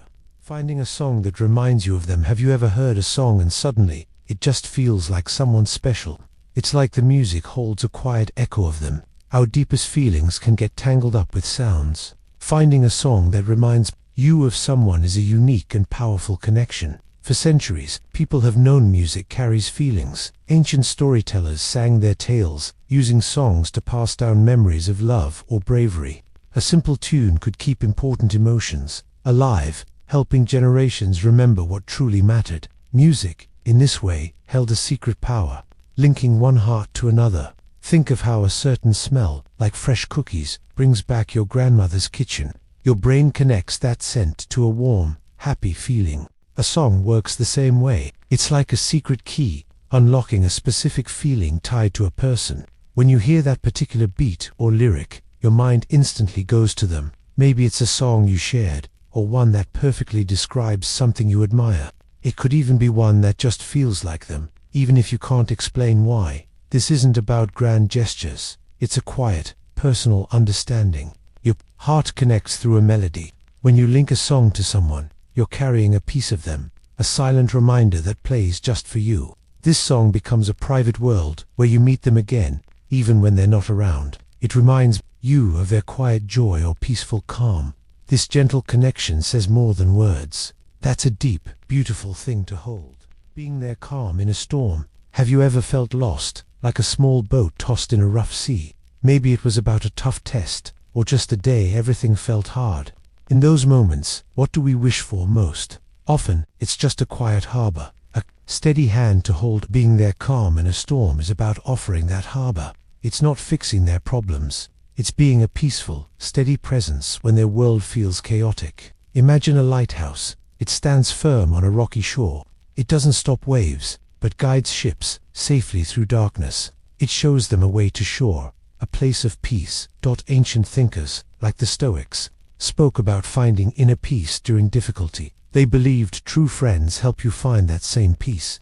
This need for human connection, for someone to lean on when winds blow hard, is a very old idea. People throughout history have found comfort in another's calm strength. They found haven in friendship. Here's what I mean. Imagine your friend is super stressed about a big presentation. Their mind is racing. You don't try to solve their presentation. Instead, you just sit quietly. Maybe offer water, or simply say, "It's okay to feel nervous. You've got this." You become a quiet corner in a loud room. You don't add noise. You absorb some. You become a steady pulse when their heart races. And that's why it matters. When you are that quiet strength for someone, present and peaceful in their worry, you build something truly deep. You show them they are safe with you. You become a trusted shelter, a gentle anchor. That kind of comfort, that profound safety, is one of the most powerful connections we can share. It's a quiet, beautiful way to say, "I am here for you, no matter what." Remembering a funny story they told you. Have you ever noticed what happens when someone remembers something small, but important, about you? Maybe a tiny detail from a story you told, or a joke you shared months ago. It makes you feel seen, doesn't it?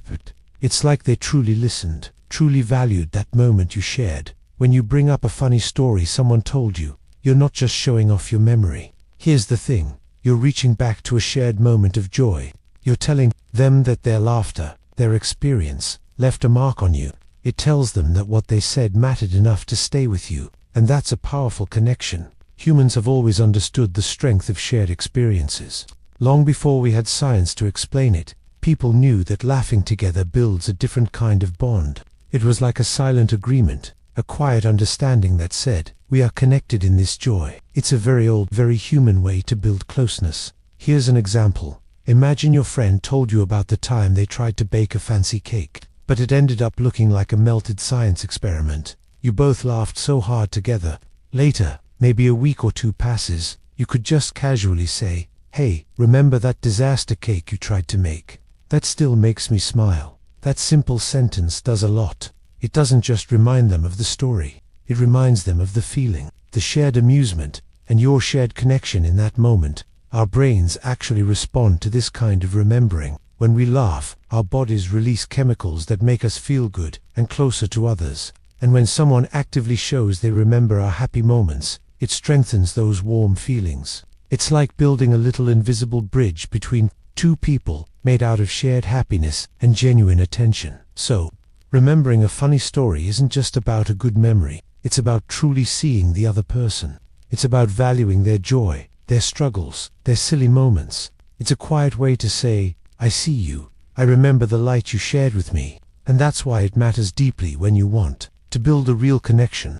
It's a simple act, but it speaks volumes about care. Asking for their advice and listening. Have you ever truly felt seen by another person? Not just looked at, but deeply, completely understood. This feeling, this quiet recognition, often begins with a simple act, asking for advice, and then truly listening. Here's how it works. When you ask someone for their thoughts or ideas, you're sending out a clear signal. You're not saying you're lost or helpless. Instead, you're saying, "Your wisdom matters to me. Your way of seeing the world holds value." It's an invitation, a gentle opening of a door into their inner world. Think of it like inviting them to share a unique piece of a puzzle you're trying to solve. You're acknowledging their experiences, their unique perspective, as important. And when you then lean in, not just hearing their words, but truly listening, letting go of your own thoughts, simply absorbing what they say, that's where a connection starts to bloom. Wise people, from ancient storytellers to modern thinkers, have always understood the quiet strength of listening. They knew that understanding isn't just about speaking your mind, it's about making space for another mind to speak and truly hearing it. Imagine you're trying to understand a complicated science concept, like how a cell works, or how gravity pulls everything down. Sometimes, reading a textbook isn't enough. But if you ask a friend who understands it well, "How do you think about this?" and then listen to their explanation, really follow their train of thought, it can suddenly click for you. They offer a different lens, a new way to see something familiar. And in that shared moment, a deeper understanding forms, not just of the concept, but between you both. This isn't about losing your own ideas. It's about weaving them together with someone else's. It's a way to build a bridge, stone by stone, from your world to theirs. When you invite someone to share their insights, you are telling them, "I trust your thoughts. I value what makes you, you." And when you genuinely listen, you're not just taking in information. You are honoring their being. It's a tender act. This giving of your full attention, it lets empathy grow, like a quiet river carving a path, deepening the landscape of connection between two souls. This simple act holds a profound, gentle power. Being patient when they're moody. Have you ever noticed how sometimes a friend or even someone in your family just seems off? Their mood shifts, like a sudden cloud covering the sun. You're not sure why. Maybe they snap or grow quiet. Here's the thing about those moments. They're usually not about you. They're about something happening inside that person. A feeling they might not even understand. Being patient in these times means giving them space. It means not adding more worry to their plate. It's about seeing beyond the stormy surface, to the person you care about underneath. It's a quiet strength, a gentle understanding. This doesn't mean you ignore their feelings, but it means you don't take their mood personally. Long ago, wise thinkers like the Stoics taught about accepting what you cannot control. A mood, truly, is often something someone can't control in that moment. They weren't saying to ignore it. Don't let their difficult emotions stir your own calm. It's about choosing your own reaction. You choose kindness, even when it feels hard. This is ancient wisdom. Peace begins with you. Think of it like a storm outside. When the wind howls and the rain pours, you don't yell at the sky, right? You wait. You find shelter. You know the storm will pass. A person's mood can be like that. It might feel intense, but it's temporary. Your patience is like a warm, dry place. You don't get caught in their emotional rain. You just stand quietly, offering safe presence, knowing the sun will come out again. This kind of patience builds a quiet bridge between people. It shows deep trust. It tells them that even through rough patches, true connection remains. It's not about fixing them, but honoring their human experience, even the messy parts.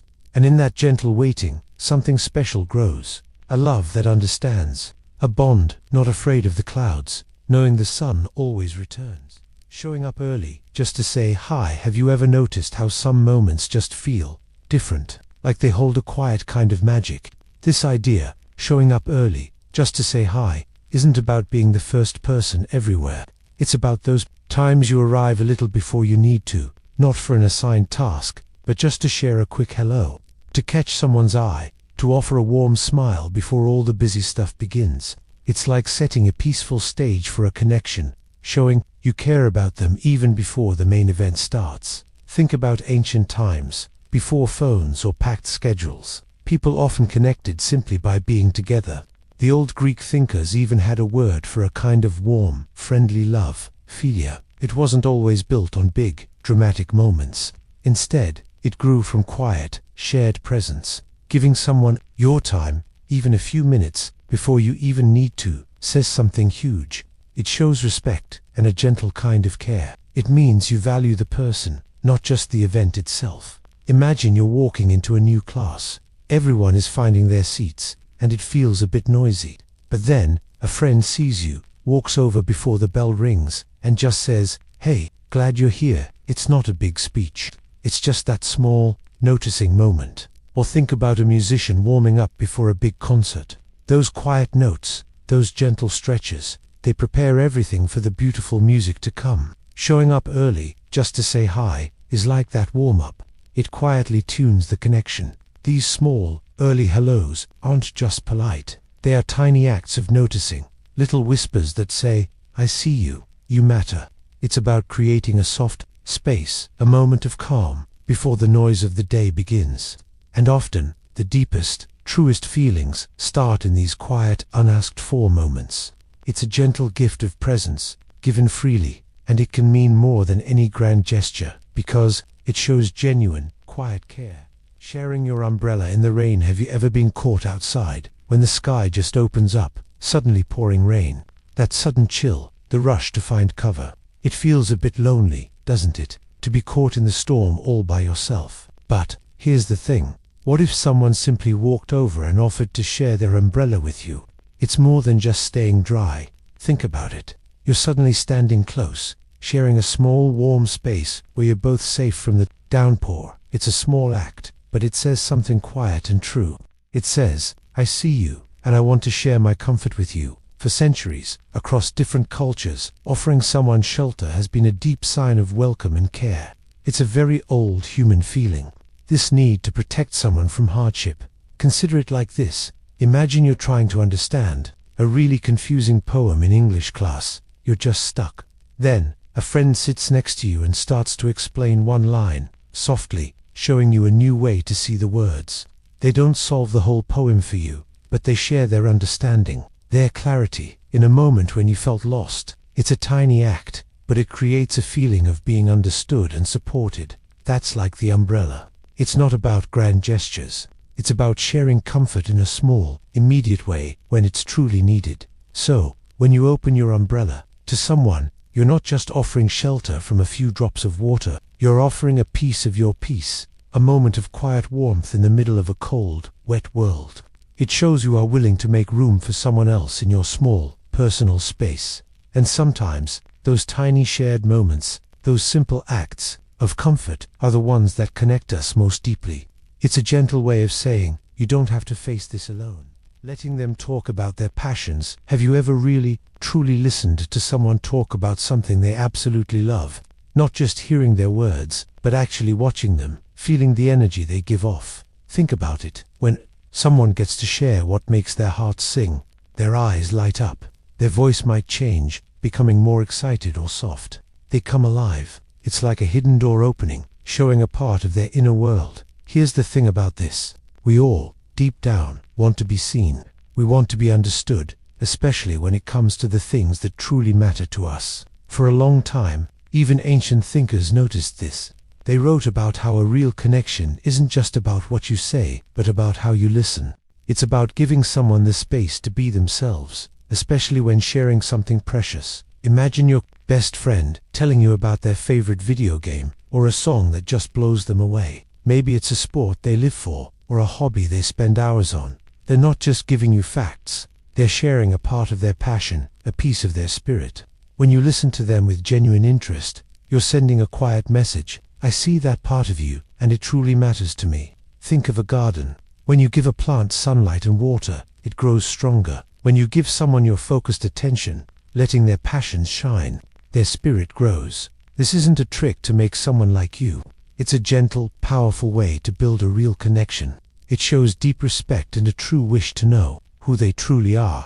It's about creating a safe space where someone feels valued, and when someone feels truly seen and heard in their joy, a quiet, gentle kind of love often grows. It's a soft echo, a shared understanding that connects to souls being proud of their achievements. Have you ever worked really hard on something, like a big project or a tough challenge, and then finally nailed it? How did that feel? Maybe like a quiet, warm hum inside. Now, think about someone you truly care about. When they achieve something amazing, something they poured their heart into, how does that make you feel? Do you feel a ripple of that same warmth, even though it's not your victory? Here's the thing. Being genuinely proud of someone else's wins, whether they're big or small, is a very special kind of connection. It's about shared joy. People have always understood this feeling. Think about old stories, where a hero would return to their village after a difficult journey. The community didn't just clap, they felt the hero's triumph. They knew the struggles, Seeing someone they admired reach a new height, finding joy in their strength, was a powerful bond. It's about celebrating the light within someone you truly value. Here's an example. Imagine your friend practicing for weeks for a school play, feeling nervous. Then, on opening night, they just shine. Every word, every movement perfect. When you see their bow, and the audience claps, that feeling in your chest, that's not just happiness for them. It's a deep, quiet pride. It's like watching a plant you helped water finally bloom. You didn't grow the flower, but you shared in its journey and its beauty. This kind of shared pride, this quiet knowing that you deeply value someone's efforts and their shining moments, it builds something truly strong between people. It's not about grand gestures or big speeches. It's about seeing their light, feeling it gently warm your own spirit, and letting them know, sometimes without saying a single word, that you are truly, deeply happy for them. That kind of pure support, that steady care, is a gentle, lasting kind of love. Giving a compliment that's really specific. Have you ever truly seen someone, beyond their clothes or their smile? We often say, "You look good," or "That was smart." Those words are fine, but they can float away like dust. They don't land deep. Specific compliments are different. They land, they settle, they feel like a warm light. What does specific mean?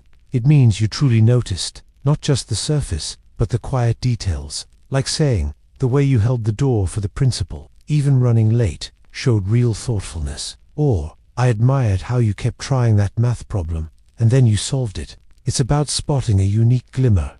Ancient thinkers believed true understanding came from careful observation, not a quick glance, but a patient gaze. Think of an astronomer staring at one tiny star to learn about a galaxy, or a poet, not just seeing a flower, but describing the curl of a petal, its exact shade. How do you clung to it? They saw the specifics, and in those details, found something vast. Here's an example. A scientist studies a leaf. They don't just say, "It's a leaf." They look at its veins, its texture, how light hits it. That detailed attention uncovers hidden beauty. When you give a specific compliment, you do that for a person. You observe their inner landscape, their quiet strengths, parts they might not even realize others see.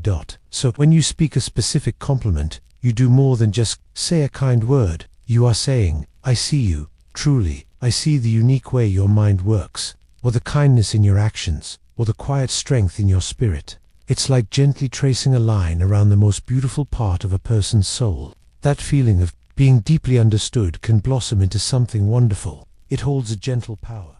Making eye contact and really seeing them. Have you ever looked at someone, really looked at them, and felt like you saw more than just their eyes? It's curious. We look at people all the time, but really seeing them is different. It's like peeking into a quiet room where their feelings are. Here's the thing, making eye contact isn't just about looking. It's about being fully present. It's about letting your mind be still, letting their true self speak through their eyes. Ancient people and poets say eyes are windows to the soul. They mean much of what's inside a person.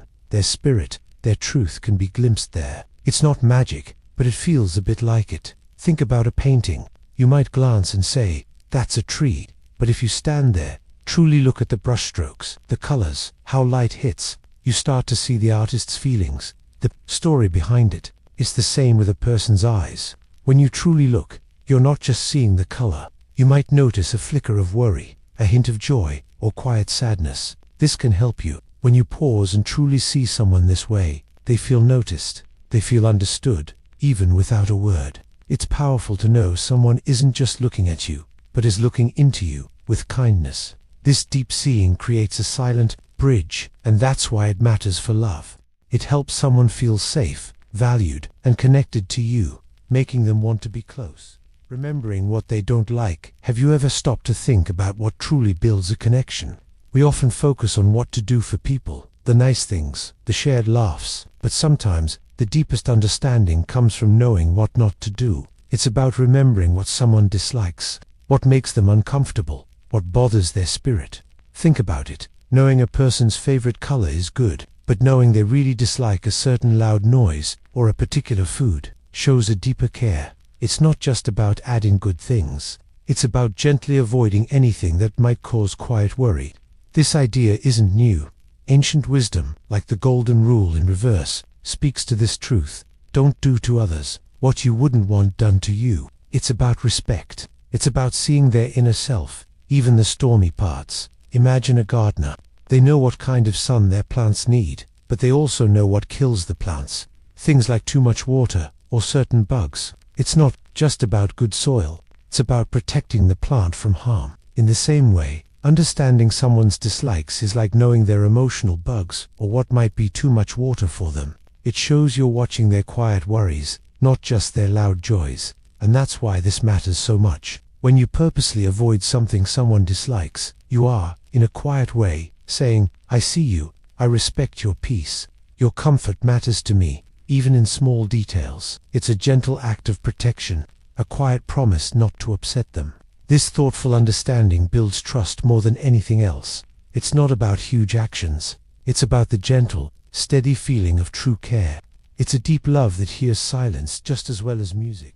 Protecting their feelings gently. Have you ever thought about how fragile a heart can be? Not the one that beats inside your chest, but the one that holds a person's deepest feelings, their quiet hopes, and even their secret crushes. When someone starts to trust you with those delicate parts, perhaps even showing they care for you, how do you hold that trust? Gently. That's how. It's about choosing softness over sharpness, always. Imagine someone feels a bit vulnerable. Maybe they've let their guard down around you. If you don't feel the same way, or if you need to say something difficult, how you deliver that message matters so much. It's not just about what you say, but how you say it. Ancient thinkers, long ago, talked about empathy. That's just feeling with someone, trying to understand their world, their feelings, from the inside out. They believed treating others with kindness was a path to a better life for everyone. This includes protecting their emotional space. Here's the thing. Think of a freshly drawn picture. The lines are still wet, easy to smudge. Someone's feelings, especially new ones, can be like that. You wouldn't want to accidentally smudge their hopeful colors, would you? Instead, you handle it with care, giving it space to dry, even if it's not a picture you plan to keep. When you speak to someone who trusts you with their heart, even a little, you become a guardian of that delicate art. You choose words that honor their bravery in sharing, even if your path leads elsewhere. So, this gentleness isn't about avoiding the truth, it's about delivering it with respect and care. It's a quiet strength, a way to build bridges of understanding rather than walls of hurt. When we protect someone's feelings, even when our own feelings are complicated, we're building a world where hearts can be honest and still feel safe. And that's why it matters so much. Being a good influence. Quietly. Have you ever thought about how some of the biggest changes in life happen quietly? It's not about big gestures or shouting for attention. It's more like a gentle, steady presence, a quiet goodness others can feel, even if you never say a word. Ancient thinkers, for thousands of years, understood this deeply. They spoke of virtue, not just doing good things, but being a good person from your core. They taught that things like kindness, honesty, and empathy, practiced quietly and consistently, build a powerful character. This character then influences others without you ever trying to show off. Don't think about a tiny seed pushing through the earth. You don't hear it, you don't see it strain, but every day, with quiet focus, it draws strength and reaches for the sun. Slowly, it becomes a strong, beautiful plant, offering shade and beauty, a quiet example of persistent growth. Your quiet influence works like this. Your steady kindness, your genuine interest, your calm honesty, these aren't sudden flashes.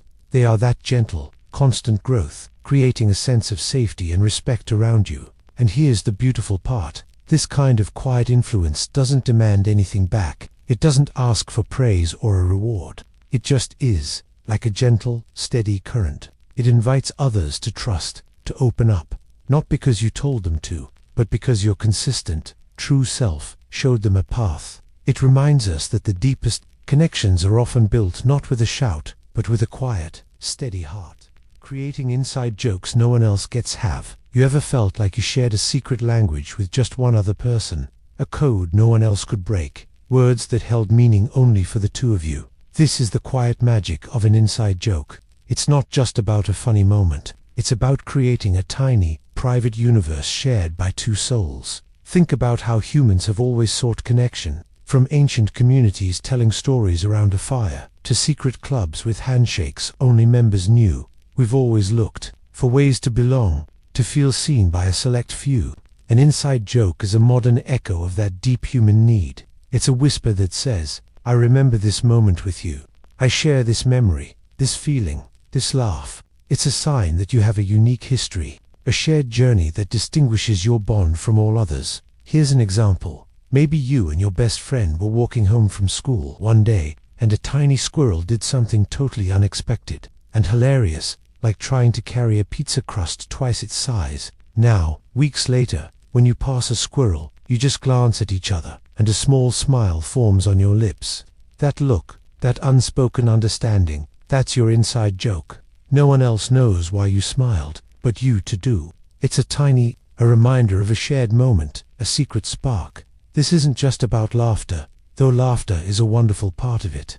It's about the profound comfort of being truly understood. It's about building a hidden bridge between two hearts, one made of shared experiences and private meanings. When you create these jokes, you're weaving threads of connection, invisible but strong. You're saying, without words, you are special to me, and I trust you with this little piece of our world. It's a quiet promise, a gentle assurance, that in a big, busy world, you too have something that is just yours. A bond that makes you feel a little less alone, a little more known.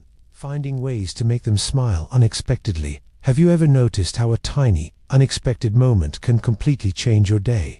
We're talking about those little flashes of warmth that catch someone off guard. It's not about grand gestures, but finding a quiet, gentle way to brighten another person's world. Think of it as painting a small, happy surprise onto their ordinary canvas. It shows you're thinking of them, not because you have to, but because you want to. And that kind of care, well, it shines. For centuries, poets and thinkers have shared about the power of small, kind acts. They understood that it's often the unseen, unplanned gesture that touches the heart most deeply. It's like how the ancient Greeks believed in agape, a pure, selfless love, which often showed itself in simple acts of caring for others without expecting anything back. These moments build a quiet trust, a gentle knowing that someone truly sees you. Imagine finding a sticky note on your locker from a friend, not for a test reminder, but just a doodle of your favorite animal, or a tiny message saying, "Hope your day is great." You didn't expect it, it wasn't needed, but that sudden little burst of joy, that's what we're talking about. Or think about a small plant that unexpectedly blooms in winter. Its beauty is even more striking because it wasn't anticipated. It's a quiet reminder that even in ordinary times, something wonderful can appear. So, the real magic isn't in forcing a big reaction. It's in the quiet art of noticing, of seeing a small window to offer a moment of unexpected joy. These small, thoughtful surprises are like tiny whispers of affection. They show a deep kind of care, a gentle understanding that doesn't demand attention but simply gives, purely and truly. And sometimes, those quiet gifts are the ones that truly resonate, settling softly into another person's heart, making them feel genuinely seen and appreciated. Offering a helping hand without being asked. Have you ever seen someone quietly struggling, maybe with too many books, or a look in their eyes that just said they needed peace? And then, without them asking, you just acted. This isn't about grand gestures or big announcements. It's about a different kind of seeing, a deep awareness. Here's the thing. True connection often starts in these quiet, unspoken moments. It's when you notice a need, not because someone shouts, but because you're truly looking, truly feeling. It's like seeing the world through a window instead of just glancing.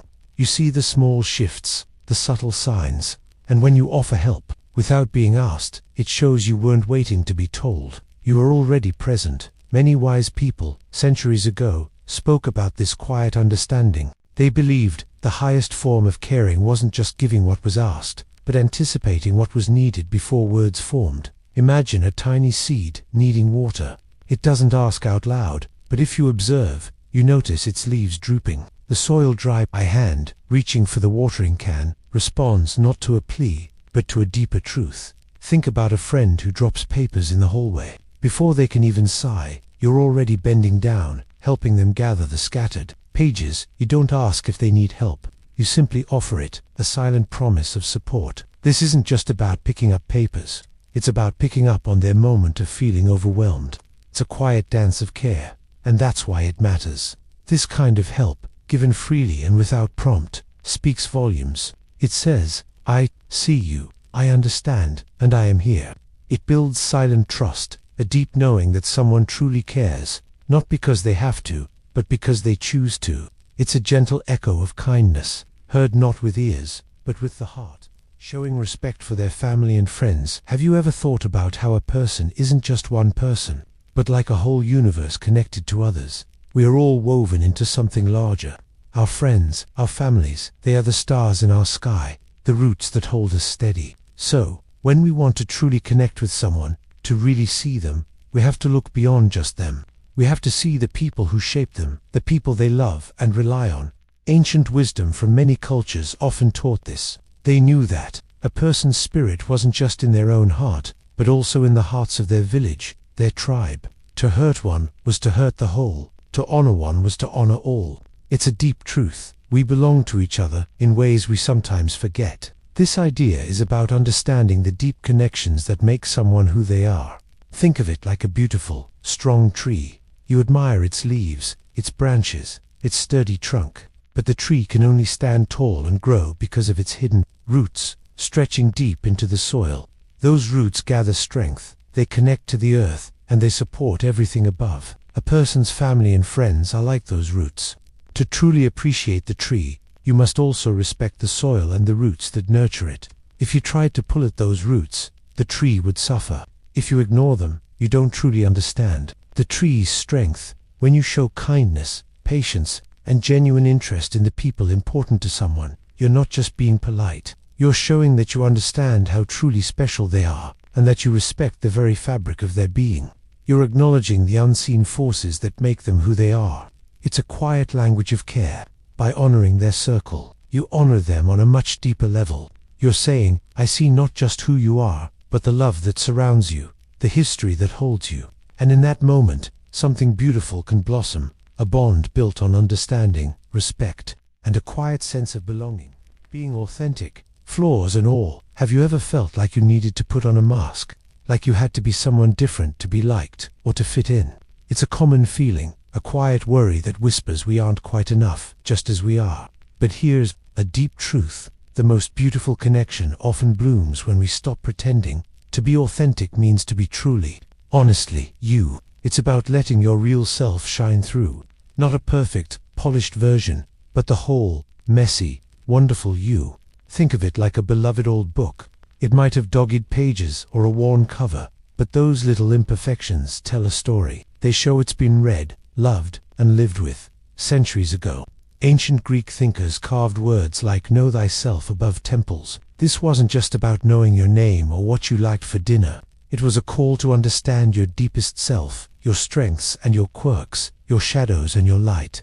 They believed that only by accepting your whole self could you truly connect with the world around you. Imagine a towering oak tree. Its branches might twist, its trunk might have rough bark, even a scar from an old storm. But these very things make it unique, give it character. A tree doesn't try to be a perfectly smooth, straight pole. It simply grows, reaching for the sun, owning its form. People are like that too. Our flaws, our small worries, our quirky habits, they aren't things to hide. They are part of the landscape of who we are. When you allow yourself to be seen, truly seen, with all your honest edges, you create a space for real connection. It's like opening a window in a stuffy room. The fresh air can finally come in.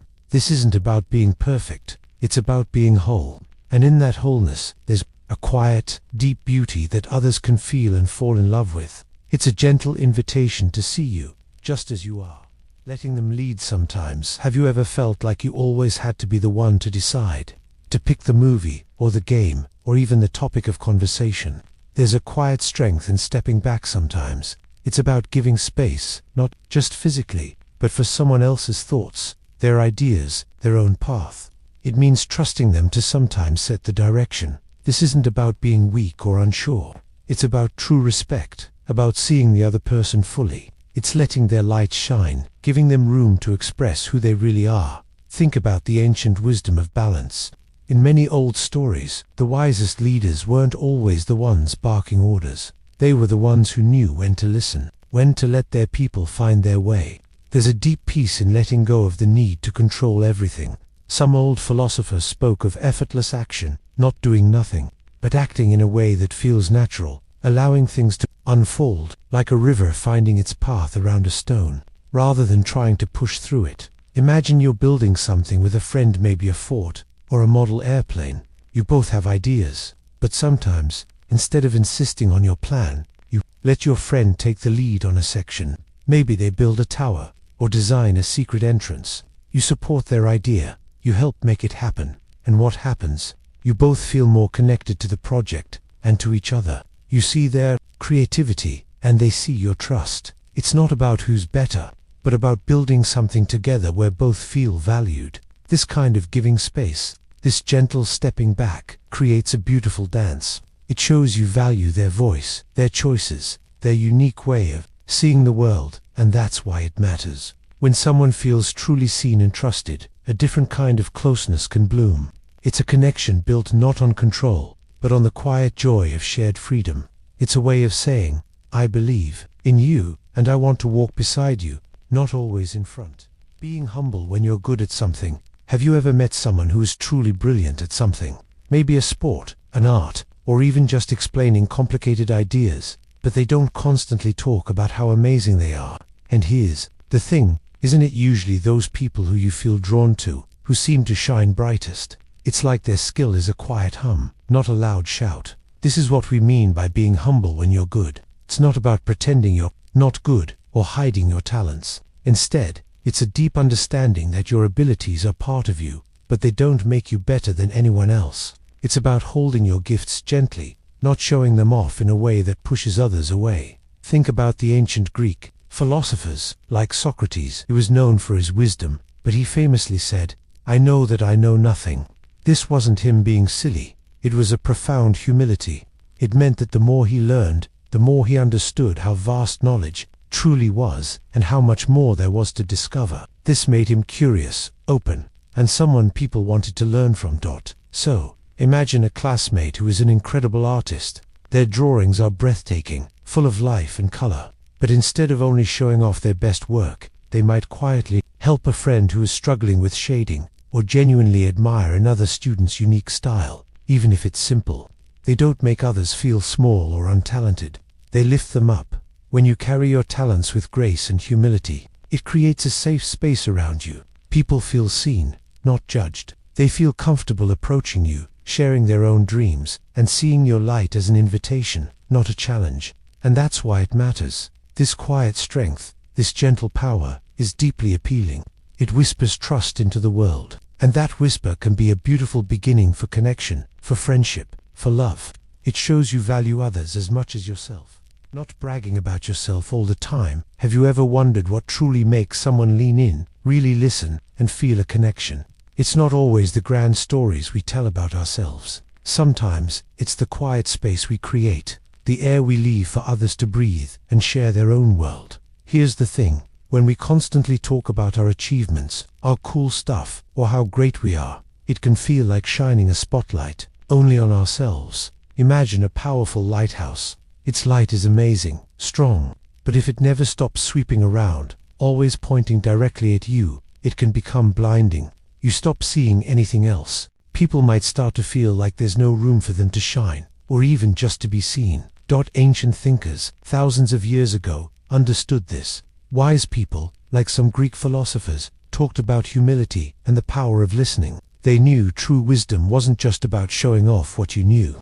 It was also about understanding that everyone has their own stories, their own light. They believed that by listening more and talking less about yourself, you built stronger bonds. Think of a quiet pond. It reflects the whole sky, showing off the beauty above it. But if you constantly stir that pond, splashing around, all you see is your own disturbance, not the sky. So, instead of always talking about your latest win or your impressive skills, try asking someone about their day, their dreams, their favorite things. Listen with your whole heart.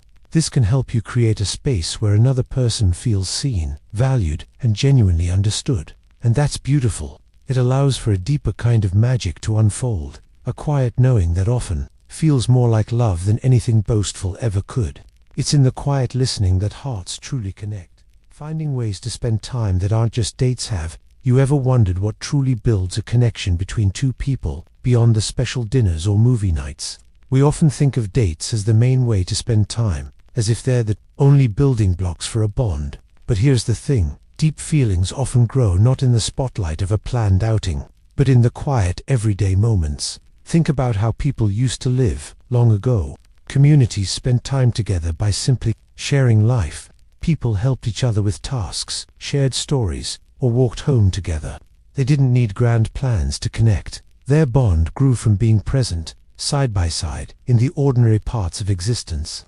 The ancient Greeks, for example, had a word, philia, for a deep, warm friendship.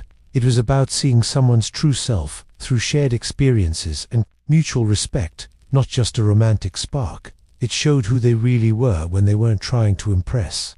Imagine a strong tree. Its big, noticeable branches are like planned dates, but the tree's true strength, what keeps it standing, comes from its roots. Not just the big ones, but the countless tiny roots that spread out, gathering nutrients every day. These small roots are like the quiet, shared moments, doing homework together, helping with a chore, or laughing over an inside joke. These aren't dates in the usual way. They're moments of simple, real presence. They allow you to see each other without pressure, without feeling like you have to perform. And that's why it matters. In these gentle, unforced spaces, true understanding blooms. A love built on such quiet, shared moments feels deeply real, like a whispered secret between friends. It teaches you that some of the most precious connections are woven not with grand gestures, but with the soft, steady thread of everyday life. Talking about your feelings openly, have you ever felt a quiet storm inside you, a swirl of thoughts and feelings that seemed too big to share? It's a common feeling, that urge to keep things tucked away, safe. But here's the thing about our hearts and minds. They hold so much, and sometimes, the most profound connections happen when we bravely open those doors. Imagine a time long ago, when people gathered around fires, sharing stories. They didn't have screens or phones. They had their voices, and their truths. Many old philosophers, thinkers from centuries past, believed that honesty was the strongest path to understanding, not just of the world, but of each other. They understood that true wisdom often starts with opening up, letting your inner world be seen, even if just a little. It was about showing your true self, imperfections and all. Think of it like building a bridge across a quiet river. Each piece, you share about how you truly feel, your hopes, your worries, the things that make your heart happy or saddies, like adding a strong plank to that bridge. If you only show the smooth, easy side, the bridge might feel wobbly. But when you share the real, sometimes messy, parts of yourself, the connection becomes deeper, more solid. It's like when you're trying to solve a puzzle. You can't really see the whole picture until all the pieces are laid out. Your feelings are those pieces. When you speak from your heart, truly, openly, you are offering a rare and precious gift. It takes courage, yes, but it also creates a space for someone else to step in, to see you, truly see you, for who you are. And that quiet moment of being truly seen, truly heard, can be the start of something beautiful and lasting. It's about building a connection that feels real, because it is. Understanding when they need alone time. Have you ever felt a quiet pull inside, a gentle whisper asking you to just be still? It's like your own inner world needs a moment to catch its breath. Sometimes, the people we care about feel this too. They might seem a little distant, or quieter than usual. This isn't about pushing you away. It's simply their soul asking for a moment alone, a small island of peace in a busy day. Think of it this way. Even in very old stories, heroes and thinkers often went off by themselves. They'd find a quiet cave, a silent forest, or a still mountaintop. They did this not because they were sad, but because they needed to think deeply, to listen to their own thoughts. This quiet time, just being with oneself, is a very human need. Our minds are a bit like a big, beautiful garden. All day, sunlight pours in, and new things grow. But even a garden needs the quiet of the night. It needs darkness to rest, to gather strength. Or imagine your phone after a busy day. It gets tired, right? It needs to be plugged in, quietly, to recharge. People are like that too. We need our own quiet moments to recharge our spirits, to let our thoughts settle. When someone needs this space, understanding it is a gift. It means you see them fully, beyond just the moments you share. You trust their inner process. Here's the thing. Giving someone room to breathe, respecting their need for quiet, is a profound way to show you care. It's like saying, I see you, and I honor your inner world. This quiet acceptance helps them feel truly safe and seen with you, and that's a beautiful foundation for any deep connection. It allows them to truly be themselves, even when that means being alone. Sharing your secret hobbies. Have you ever had a hobby, something you love to do, but you keep it mostly to yourself? Maybe it's a quiet passion, a world you disappear into when no one's watching.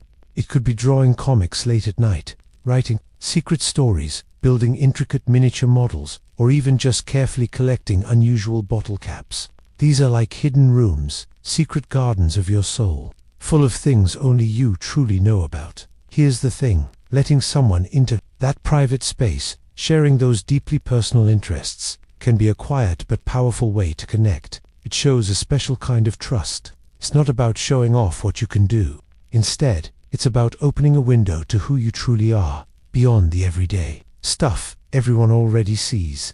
It takes courage to reveal something so personal, because it makes you feel a little vulnerable. For a long time, people have known that real connection happens when we feel safe enough to be our whole selves. Ancient thinkers would talk about knowing thyself, meaning understanding your deepest self. But it's not just about knowing yourself. It's also about letting others know you, truly. When you share something precious and a bit hidden, you're quietly saying, I trust you with this part of me, this part that's important to who I am. Imagine a friend who secretly spends hours carefully designing incredible, detailed worlds in a video game, building whole cities that no one has ever seen. Then, one day, they quietly invite you to see it. They might be a little nervous, a bit hesitant, but when they show you, and you see the amazing care, imagination, and time they poured into it, you suddenly see them differently. You see a deeper part of their spirit, a hidden creativity. It's like they've handed you a map to a treasure within their heart. This can help you build something strong and real with another person. It's not about being perfect, or always being seen in the best light. It's about being seen authentically, with all the unique quirks and quiet passions that make you you, and that's why it matters. Sharing these quiet joys helps create a deep, warm space where true feelings can grow. It builds a gentle, unbreakable bridge between two hearts, allowing both to feel a little more seen and understood. Letting them see you vulnerable. Have you ever felt like you needed to keep some parts of yourself hidden, like you had to be strong all the time, or happy, or perfect? But here's the thing. What if letting others see your less than perfect parts, your real feelings, could actually be a path to a deeper connection? Letting someone see you vulnerable means showing them the real you. It's not just the strong, smart parts, but also the unsure, the scared, the even a little bit messy parts. It's about taking a risk, opening up your heart a little, and showing them a piece of your inner world that you usually keep protected. For a long time, throughout history, people have thought about what truly brings us together. Philosophers, wise thinkers from ancient times, often spoke about the importance of knowing yourself. But to truly connect with others, we also need to let them know us, not just the mask we might sometimes wear. When you are truly open, you invite true understanding. Here's an example. Imagine you're trying to build a really tall tower out of blocks. You stack them carefully, but sometimes a block wobbles. Instead of quickly knocking it down and pretending it never happened, what if you gently steady it, and maybe even laugh about the wobble with someone next to you? That small moment of shared imperfection, that little wobble you allowed others to see, creates a moment of humanity. It shows you're real, not a robot building a perfect tower. It's like when a scientist learns about a new material. They don't just test its strength, they also test its breaking point, its limits. Knowing those limits, knowing its vulnerability, helps them truly understand its full nature and how it can be used best. So, letting someone see you vulnerable isn't about being weak or giving up your power. It's actually one of the bravest things you can do. It's like saying, here I am, truly, with all my uncertainties and hopes, and I trust you enough to show you. And that, my friends, is where real, lasting connection starts to grow. It's where hearts begin to truly see each other. Being there through boring things. Too, have you ever truly thought about what makes a connection deep? We often picture grand adventures or exciting laughs. But here's the thing. Lasting connections aren't just built on thrilling moments. They grow quietly, In the everyday times that might seem a little boring, imagine a long bus ride or waiting in a slow line. These aren't highlight reel moments, but if someone is truly present with you, then not distracted, just there, sharing the quiet space, something powerful forms. It shows a deep, steady kind of care. You are seen, even when there's nothing grand to see. Ancient Greek thinkers understood this. They knew true friendship wasn't just about shared fun. It was about valuing the other person for who they are. This meant showing up consistently, not just for the party, but for the plain walk home too. Being a reliable anchor, a quiet strength in life's ordinary flow. This presence builds deep trust. Think about cleaning out a messy garage or organizing old papers. It's not fun. But if a friend sits with you, perhaps just chatting, their simple presence makes the whole thing feel lighter. You know they're not just there for the easy stuff. They're there for the grind, for the unglamorous moments. That quiet solidarity builds a trust that's hard to break. So, the next time you find yourself in a quiet, unexciting moment with someone, remember its hidden value. Being there through the plain and boring times isn't less important. It's often more so. In these patient, steady moments, genuine care is shown, trust is quietly woven, and a lasting connection begins to take root. It's not about grand fireworks, but the gentle, constant warmth that makes a home feel real, making them feel understood. Deep down, think about this. Have you ever felt truly, completely seen by someone? Not just heard, but understood deep inside. Like they get what you're thinking, even if you don't say it out loud. This feeling, this quiet knowing, is incredibly powerful. It's when someone looks past your words and into the quiet corners of your mind, truly recognizing what's important to you. For thousands of years, people have searched for this kind of connection. Ancient thinkers and wise storytellers often wondered about true friendship. They talked about how it feels when two people seem to share one soul, one way of seeing the world. It's a very old human need, this craving to be known and accepted for who you truly are, without having to explain everything. It's a fundamental part of feeling safe and connected. Here's an example from daily life. Imagine you're having a really tough day at school. Maybe you're quiet at lunch, just pushing your food around. You don't say much, maybe just sigh a little. But then a friend just knows. They don't need to ask, what's wrong? Instead, they might just quietly offer you your favorite chip from their bag, or tell a simple, silly joke that always makes you smile because they remember it. They just get it. It's like finding a key that fits your unique lock perfectly. It just clicks effortlessly because they've taken the time to learn your shape, your rhythms, your unspoken language. And that's why it matters so much in building connections. When someone makes you feel understood, a quiet comfort settles deep inside you. It tells you that you are safe to be yourself, that your true feelings matter, and that you are valued for who you are, not just what you say or do. This kind of understanding isn't about fixing things, it's about acknowledging them. It's a deep, gentle kind of care, a soft light that says, I see you, truly, and you belong. It builds a strong, quiet bridge between two people, a bond formed in the silent language of shared understanding. Offering to help with homework. Have you ever seen someone struggling, a frown etched deep on their face, and felt a quiet tug in your own heart? It's a natural human thing, that urge to reach out. Sometimes, the simplest acts of kindness are the most powerful, like offering to help with homework. It sounds small, maybe even a little silly when we talk about love, but think about it. When someone is stuck on a tough math problem, or feeling lost trying to understand a confusing history lesson, their brain is buzzing with worry. Throughout history, and across different cultures, people have always valued those who offer a helping hand. It's not just about getting the right answer. It's about sharing a burden. The ancient Greek philosopher Aristotle talked about friendship, and how it grows from shared experiences and mutual goodwill. Helping someone with their work shows goodwill. It shows you care enough to notice their struggle. Imagine a tiny seedling, just pushing up through the soil. It needs sunlight, water, careful tending to grow strong. If you offer to help someone with their homework, you're like the gentle rain or the warm sun for that struggling seedling. You're giving them the support they need to bloom. It's not about doing the work for them, but guiding them, listening to their frustration, and celebrating when they finally get it. Maybe it's understanding why a character acted a certain way in a book, or finally seeing how to balance an equation. That moment of aha, isn't just theirs. You get to share in it. When we offer help, we are saying, I see you. Your struggle matters to me. And that feeling, that deep sense of being seen and understood, it's a quiet but powerful force. It builds a bridge, not just between two people, but within our own hearts. It teaches us empathy. It shows us the joy in easing someone else's path, even for a moment. And sometimes, that gentle shared moment, that tiny act of genuine care, is where the first seeds of something beautiful, something like love, begin to truly take root. Sending a thoughtful text, just because. Have you ever gotten a text, not for a reason, just for you? Maybe a friend sent a funny picture, or said, "This reminded me of you." That simple note, out of the blue, makes you smile. That feeling, that's what we're talking about. Here's the thing, making someone feel special isn't always about grand gestures.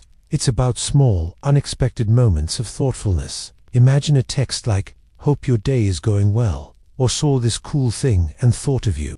No big reason, no hidden agenda, just a gentle whisper across the distance, letting them know they crossed your mind. For ages, people have found ways to do this. Think of a poet writing a small note on a scroll, sent by messenger just to share a feeling, or someone picking a single wildflower to leave on a doorstep. The message wasn't in grand words or big gifts. It was in the simple act of remembering. This wish to be remembered, to feel truly seen, is an old human longing. It's like how a tiny spark lights a bonfire, or a single raindrop waters a thirsty plant. Each thoughtful text is like that bit of water. It nourishes connection without demanding anything back. It helps someone feel known and valued. It tells them, "You matter enough for me to pause and think of you." When you send a text just because, you're not trying to get a reaction. You're simply offering attention, a quiet moment of care. And that's why it matters. These small acts won't change feelings overnight. Instead, they slowly build a space where connection grows, where trust blooms, and where someone feels truly cherished. It's like tending a garden, one thoughtful moment at a time. Remembering what they said they were worried about. Have you ever truly listened to someone you care about? Not just to their loud stories or their happy jokes, but to the quiet whispers of their worries. It's a powerful thing, remembering the small fears they might have shared, the soft edges of their spirit they let you see. This kind of deep care goes beyond just hearing words. When someone tells you what makes them worried, they are trusting you with a piece of their inner world. It's like they're opening a tiny hidden door. This isn't about solving their problems, not always. It's about holding that moment, that feeling they showed you, in your mind. Thinkers for centuries have understood this. Ancient philosophers often spoke of empathy, of truly seeing another person. They knew that understanding someone deeply meant looking beyond their brave faces, into the quiet places where fears sometimes live. It shows a kind of respect, a deep understanding of who they are, not just what they seem to be on the surface. Imagine your friend who sometimes jokes about not being good enough at drawing, even though they spend hours creating amazing art. Maybe one afternoon they mentioned, almost to themselves, how much they worried their drawings felt wrong or how scary it felt to share their art. They might have just shrugged it off, but you caught the flicker of real doubt in their eyes. Remembering that quiet worry, the real feeling behind the joke, matters. It's a chance to see them fully, the artist with their dreams and their quiet, unsure thoughts. It's seeing their whole self. This kind of memory, this deep listening, builds a quiet, strong bridge. It tells someone, without needing words, "I see you, all of you, not just the parts that shine so bright." It's a gentle reminder that you care enough to hold their vulnerabilities, not as heavy burdens, but as precious insights into who they truly are. And in that remembering, a quieter, deeper kind of connection can bloom. Being kind to everyone around you. Have you ever noticed what makes a moment truly bright, not just for you, but for someone else? It often begins with something quiet, simple, kindness. We talk about kindness, but what does it really mean to be kind to everyone? It's more than just good manners. It's about truly seeing people, especially those who might feel invisible. It's offering a gentle word, or simply listening without judgment. Kindness is an active choice, a quiet wish for others to be well, even if they aren't your closest. Friends. Think about how ancient stories, from different parts of the world, hold this same wisdom. Treating others with respect and care isn't just a rule. It's a way to build a better world for all. It's in the oldest teachings. Do unto others as you would have them do unto you. This isn't just about avoiding trouble, it's about understanding we all share this journey. A little shared understanding goes a very long way. Here's how it works in daily life. Imagine walking through the hall. Someone drops their books. You could walk by, or you could stop, help pick them up, and offer a small, genuine smile. That simple act, not for personal gain or a thank you, sends a quiet signal. It's like a tiny, positive energy wave. In science, we know things in balance often create harmony. A small act of kindness helps balance the little stresses of daily life, making the system of people around you feel smoother, more connected. So when you choose kindness, it's not just about making one person feel good. It's about gently building a different kind of atmosphere around you. It's about creating a space where everyone feels a little safer, a little more seen. This deep, quiet care for the world, for all its people, plants, seeds, and sometimes the most beautiful connections, grow from those tiny, thoughtful gestures. Caring deeply for others is also caring deeply for the world we all share. Showing good manners. Always, have you ever truly stopped to think about what good manners are? It's more than just saying please and thank you, though those words hold quiet power. Manners are like a gentle handshake between souls. They are small actions showing deep respect. They signal you see someone, value their presence, and care enough to make them feel comfortable. It's not about strict rules, but creating a soft, welcoming space, one interaction at a time. Think about human history. From the earliest groups, ways to live together formed. Rules of behavior grew from this need to cooperate, avoid conflict, and build trust. Manners, in a way, are ancient wisdom passed down. They are the quiet agreement to treat each other kindly, making it easier for all to exist side by side. It's a silent promise to make the world a bit softer and more understanding. Imagine walking down a crowded school hallway. Someone bumps you, but instead of rushing past, they pause, meet your eyes, and offer a simple, "Oh, excuse me." Or maybe they hold a door open. It's like a tiny, invisible light switches on. That small act of recognition, that moment of consideration, can shift your whole mood. This kind of polite gesture creates a warm current. That current can flow outward, touching others, making the feeling around you brighter. So, good manners aren't just about making a good impression.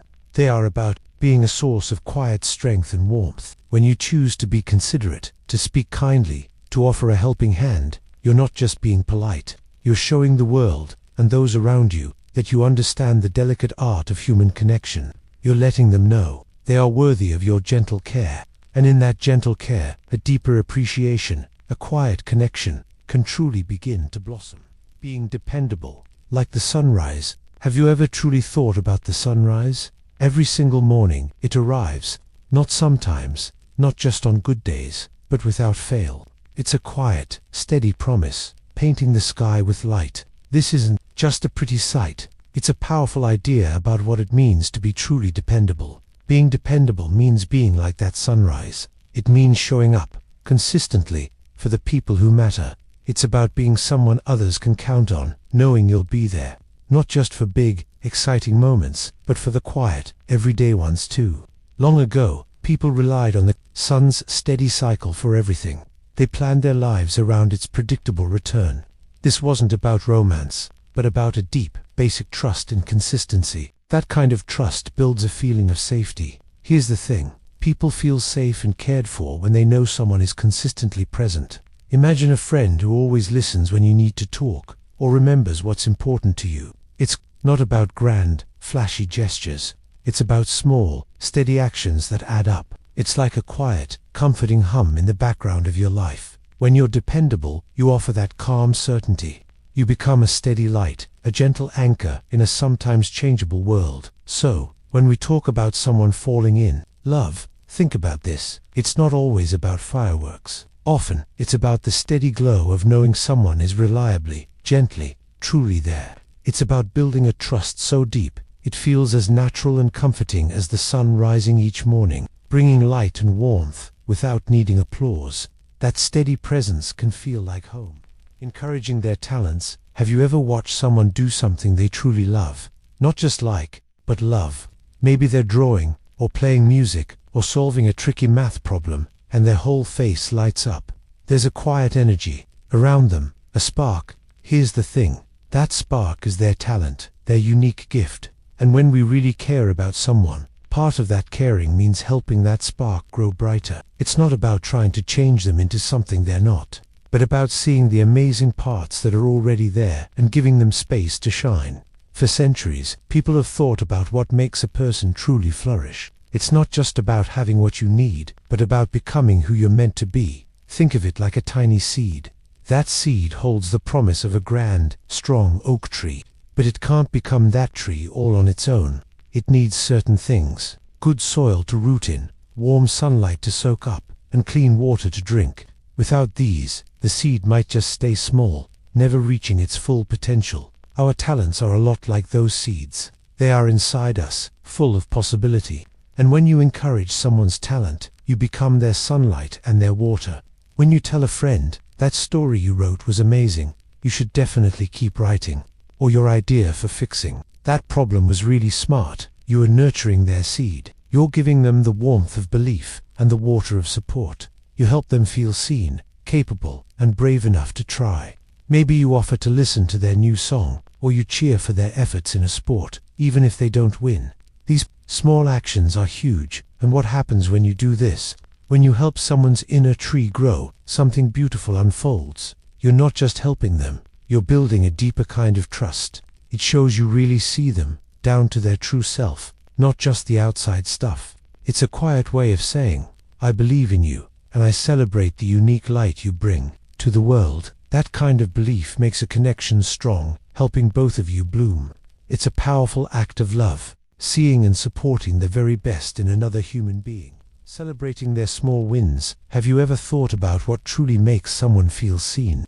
It's not always about grand gestures or huge splashy moments. Sometimes, the most powerful thing we can do for another is just to notice their tiny steps, the small victories they achieve. Imagine your friend finishing that hard math problem they've been stuck on, or they wake up early for practice without complaining. These moments, small to others, are their own quiet triumphs. Long ago, a smart Greek thinker named Aristotle talked about eudaimonia.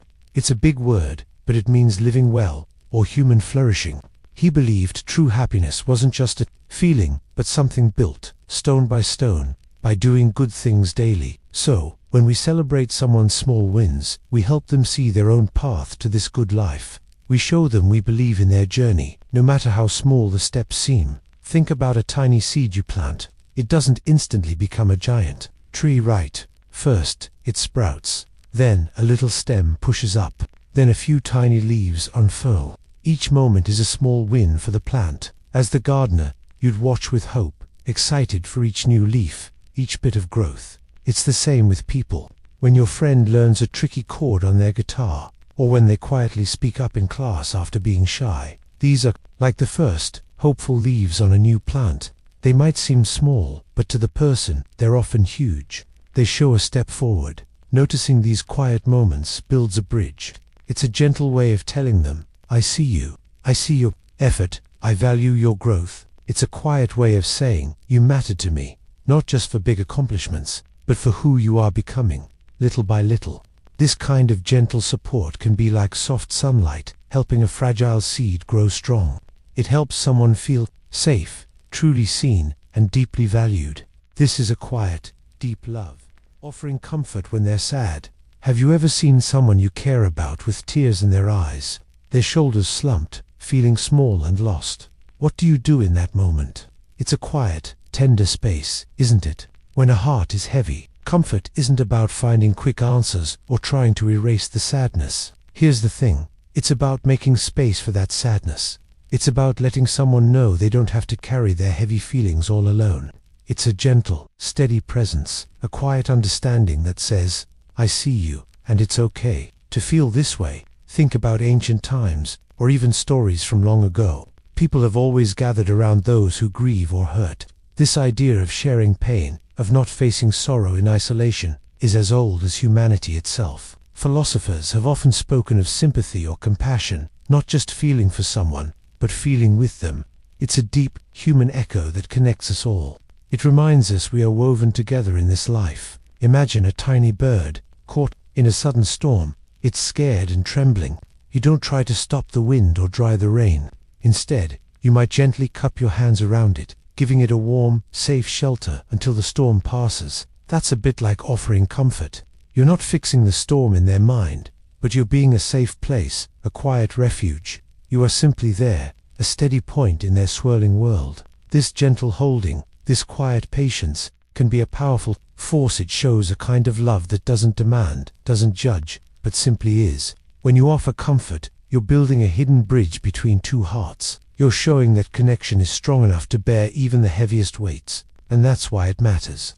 It teaches us the quiet strength found in simply being there, a soft light in a dark moment. It helps us remember that even in sorrow, we are not truly alone. Knowing when to give a high five. Have you ever stopped to think about what makes a high five truly special? It's more than just slapping hands. It's about timing, about a shared feeling, about being truly present in a moment with another person. And knowing when to offer that hand is a quiet, powerful skill. Here's the thing about a high five. It's an unspoken agreement, a flash of connection. It's a tiny, physical celebration of something good, something understood. Think about its history. People have probably always found ways to show shared joy or victory with a simple gesture. Maybe it started on a sports field, a quick acknowledgement of a great play. But the idea behind it is much older, a human need to mark a moment of shared success or deep understanding. It's like saying, "Yes, I see that. We did that. We feel this together." Imagine your friend has been working incredibly hard on a science project, staying up late, stressing out. Then, they present it, and everyone claps, and they get an amazing grade. In that exact moment, as they walk back to their seat, eyes shining, with relief and pride, a high five isn't just a handshake. It's a silent cheer, a recognition of all their hidden effort. It's a way of saying, "I saw how hard you worked, and I'm celebrating this success with you." It's a shared breath of victory. This quiet understanding, this ability to feel and respond to another's moment, is a gentle art. Knowing when to give a high five means you're paying attention not just with your eyes, but with your heart. You're noticing the little ripples of emotion, the small triumphs, the shared inside jokes, and that kind of noticing, that deep seeing of another person's experience, is a beautiful foundation. It builds a soft bridge between two people, a pathway where understanding and connection can quietly grow. It's about being truly there, for them, in that single, perfect moment. Being present, not always on your phone. Ever feel like you're talking to someone, but their eyes are kind of elsewhere? Maybe they're looking down at their phone, even for just a second. Or maybe you've been the one with your eyes glued to a screen when a friend is trying to tell you something. It happens to all of us. Here's the thing about truly connecting with someone. It starts with being present. That means your mind, your eyes, your whole self is right here, right now, with the person in front of you. It's about giving them your full, undivided attention. Think of it as a quiet, powerful gift. You're not just hearing their words. You're seeing their expression, feeling their energy, understanding the space between their words. Long before phones, before even books, people connected by simply being there. Imagine ancient storytellers gathered around a crackling fire. Everyone's gaze was fixed on the speaker, every ear tuned to the tale. This wasn't just good manners. It was how understanding bloomed, how communities became strong.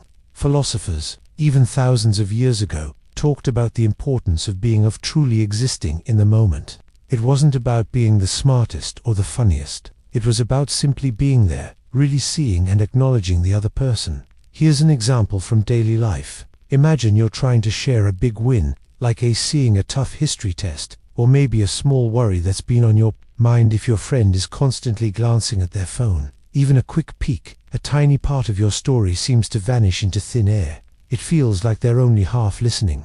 But if they gently put their phone down, look you in the eye, and truly listen, it's like a warm light turns on inside you. You feel completely seen. You feel truly heard. That's the profound difference presence makes. When you offer someone your true presence, you're saying, without needing any words, "You matter to me. This moment we're sharing matters." It's a simple act, but it builds a powerful, invisible bridge between two people. It shows a deep kind of respect. It shows genuine care. And in that quiet, shared space of real attention, something truly special can start to grow. It's a way of letting someone know that, for now, They are the most important thing in your world. Sharing your dreams for the future. Have you ever just stopped for a quiet moment and looked far ahead? Not just at tomorrow, but years from now. When we share what we dream of, where we hope to go, what we hope to do, who we hope to become, we invite someone into our most tender spaces. It's not about big, grand plans only. It's about showing someone the quiet landscape of your soul, the places only you have walked in your mind, full of hope and maybe a little bit of wonder. This act, dreaming aloud, has always been a way humans connect deeply. Think about ancient travelers, sitting by a fire, telling stories of distant lands they longed to see, or new lives they hoped to build. They were sharing a piece of their future, inviting others to imagine it with them. It was a silent promise, a gentle invitation to build something not yet seen. Together, this kind of sharing builds a special kind of trust. It says, "Here are the hidden hopes of my heart. I trust you to see them." Here's an idea. Imagine two friends looking at a map of a huge unexplored park. One friend starts to describe a hidden waterfall they hope to find, and a perfect spot for a picnic under a certain tree. The other friend begins to see it too, adding their own ideas for the adventure. Suddenly, they're not just two separate people with separate thoughts. They're co-creators of a future journey, even if it's just in their minds right now. They're making a shared world, sharing your future. Dreams is a brave and beautiful thing. It whispers, "I trust you with my tomorrows." It's a way of asking, gently, "Could you see yourself walking alongside me, even in the misty paths of what's to come?" And that shared look into the future, that gentle wandering together, can weave two hearts closer than almost anything else. It's about building a story together, one quiet hope at a time. It's about finding a sense of belonging in a shared tomorrow, letting them be their own person. Have you ever wondered what it truly means to give someone space? Not just physical space, but room for their spirit to breathe and grow. It's about letting someone be exactly who they are, deep down, without trying to shape them into something else. Like a wildflower in a sunlit field, you don't try to prune it into a rose or change its color. You simply admire its unique petals, its natural strength, just as it is. Think about the old thinkers, like the Greek philosopher Aristotle, from long ago. He talked about how real friendship isn't about what you can get from someone or what they can do for you. Instead, it's about wanting good things for the other person, purely because they are themselves. He believed that truly caring meant supporting their path, even if it's different from your own. It's a quiet understanding that everyone has their own journey, their own unique light to share. Here's the thing. Imagine your friend loves to draw, but their art style is really messy, not neat like yours. Instead of saying, "Why don't you try drawing inside the lines?" you could simply ask them about their inspiration. You might even just watch them draw, seeing the deep joy on their face as they create. You don't try to change their style. You simply appreciate their passion. It's like watching a river flow. You don't try to make it run uphill or change its natural course. You just watch its steady, natural movement, understanding that it knows its own way. When you give someone the deep freedom to be their whole self, with all their messy parts and their bright, shining qualities, you're offering a profound and rare gift. You're not just being kind. You're saying, "I see you, truly. I accept you, completely. And who you are, just as you are, is enough in fact." It's wonderful. And that kind of quiet, deep acceptance, that gentle letting go of expectations, often builds the most honest, most beautiful connections. It allows a quiet trust to blossom, like tiny seeds turning into something real and strong, deeply rooted in truth and shared understanding. Finding beauty in their imperfections. Have you ever looked closely at something, truly looked, and seen how its tiny marks or worn edges actually make it more special? It's a quiet truth that often, what we first think of as a flaw can become a secret key to deeper affection. To find beauty in someone's imperfections isn't about ignoring what's wrong. It's about seeing the unique story those imperfections tell. It's about understanding that the very things that make someone less than perfect, in the usual way, are often the things that make them completely, beautifully themselves. Think about the Japanese art of kintsugi. Hundreds of years ago, artists there learned to repair broken pottery with gold lacquer. Instead of hiding the cracks, they highlighted them. The cracks weren't seen as damage to be concealed, but as part of the object's history, making it even more valuable and beautiful. The piece became stronger, richer, because of its journey through breakage and repair. This idea reminds us that a person's struggles or quirks aren't things to fix or dislike, but parts of their unique design. Imagine your favorite old worn-out book. The spine might be creased, the pages a bit dog-eared, maybe even a coffee stain or two on the cover. You wouldn't trade it for a brand new copy, would you? Those marks aren't just damage, they're memories. They show how much you've loved it, how many times you've opened its pages. In a way, they make the book more real, more personal to you. It's the same with people. Maybe someone has a laugh that's a little too loud, or they worry about small things, or they always forget their umbrella. These aren't reasons to turn away. Instead, they can be the very things that make them endearing, that make them distinct from everyone else. When we truly see and accept these small, human touches, we're not just accepting a person, we're truly seeing them. And that kind of honest seeing, that deep understanding of someone, can be the most profound and lasting form of connection there is. It's where real love often begins to grow, in the quiet spaces of acceptance, being a safe place for them to land. Have you ever felt truly, deeply safe with someone? So safe that you could just be. No pretending, no hiding parts of yourself. Just soft, quiet peace. This feeling, this act of offering a safe place, is like inviting someone into a secret garden of your heart. It's about creating a spot where another person can shed their armor, drop their guard, and simply exist without fear of judgment or harm. Think about how humans have always needed safe places. From ancient times, people sought shelters from storms or warm fires in the dark. It's a basic human yearning, this desire for security, for a haven where we can truly relax and feel protected. This isn't just about physical safety, but emotional safety too. It's knowing that even when life gets messy, there's a gentle corner where you are still accepted, still valued. Imagine a little bird, flying through a long, tiring day, windblown and weary. What it truly needs is a warm, soft nest, a place where it can settle down, tuck its head, and know it's completely safe from the world outside. That nest isn't just twigs and leaves, it's a promise of comfort, a place to rest and gather strength. That's what you become for another person. When you offer them a safe place to land, you are that quiet, warm nest. When you offer this kind of safety, you are giving a profound gift. You are saying, it's okay to be you, all of you, right here with me. This allows a different kind of closeness to grow. It lets a person show their real self, their hopes, their fears, and that's why it matters. True connection blossoms in the quiet, gentle space of feeling utterly safe, showing that you trust them fully. Have you ever thought about what it really means to trust someone fully and completely? It's more than just believing what they say. It's about letting a part of yourself rest in their hands, knowing they will care for it. It means being open, even when it feels a little scary. Here's the thing. Trust is like an ancient quiet language. Long ago, people had to trust each other just to survive. If someone promised to stand watch, you trusted them. If they offered food, you trusted it was safe. This deep sense of relying on another person, knowing they have your best interest at heart, has always been a powerful part of how humans connect. It's not just about grand gestures. It's about small, everyday acts of faith in another person. Think of it like this. Imagine you're walking a path in the dark. If you hold out your hand and let someone else guide you, you're showing them you trust their judgment, their care.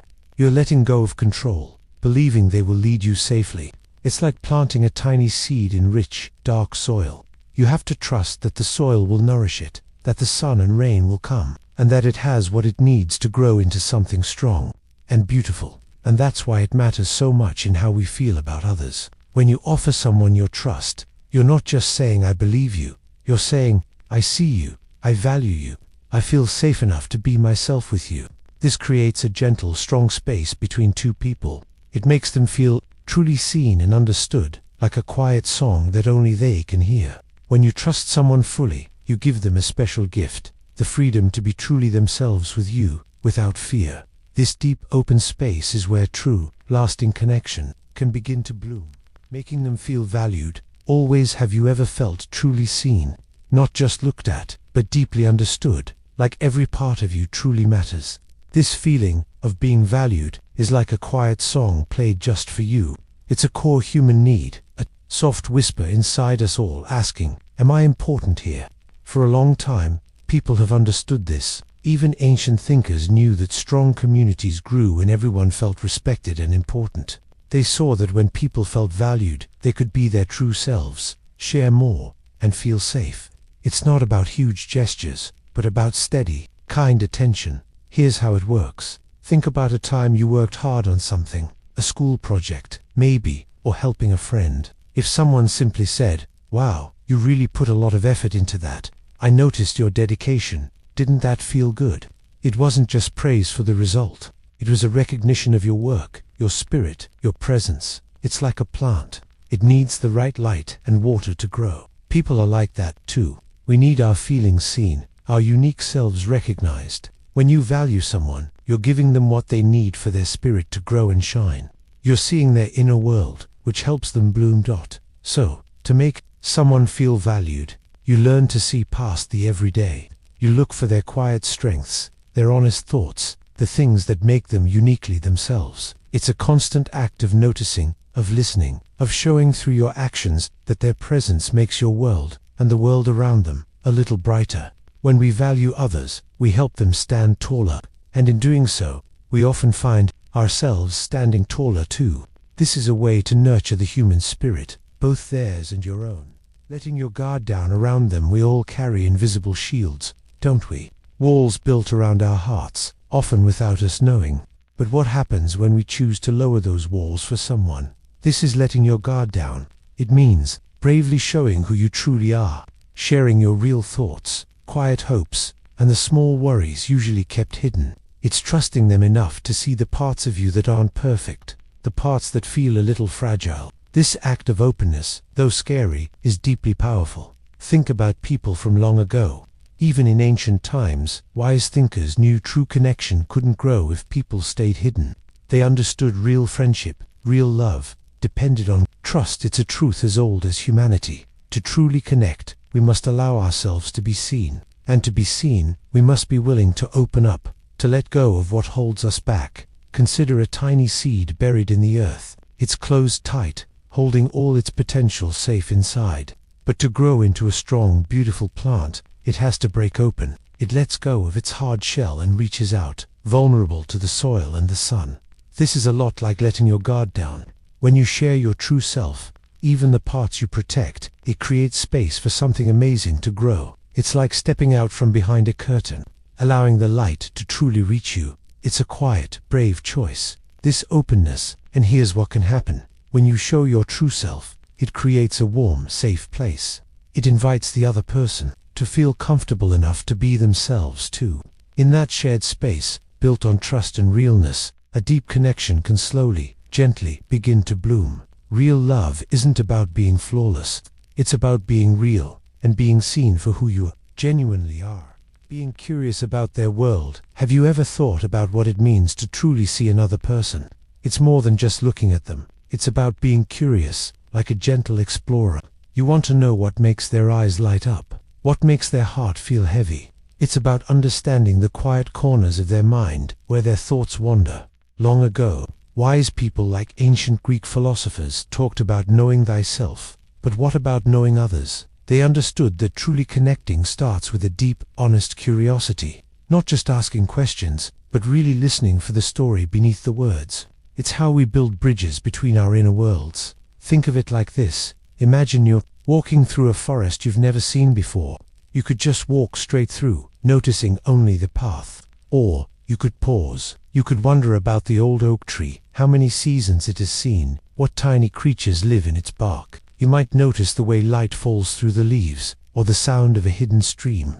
That deeper looking, that gentle wondering, opens a whole new world.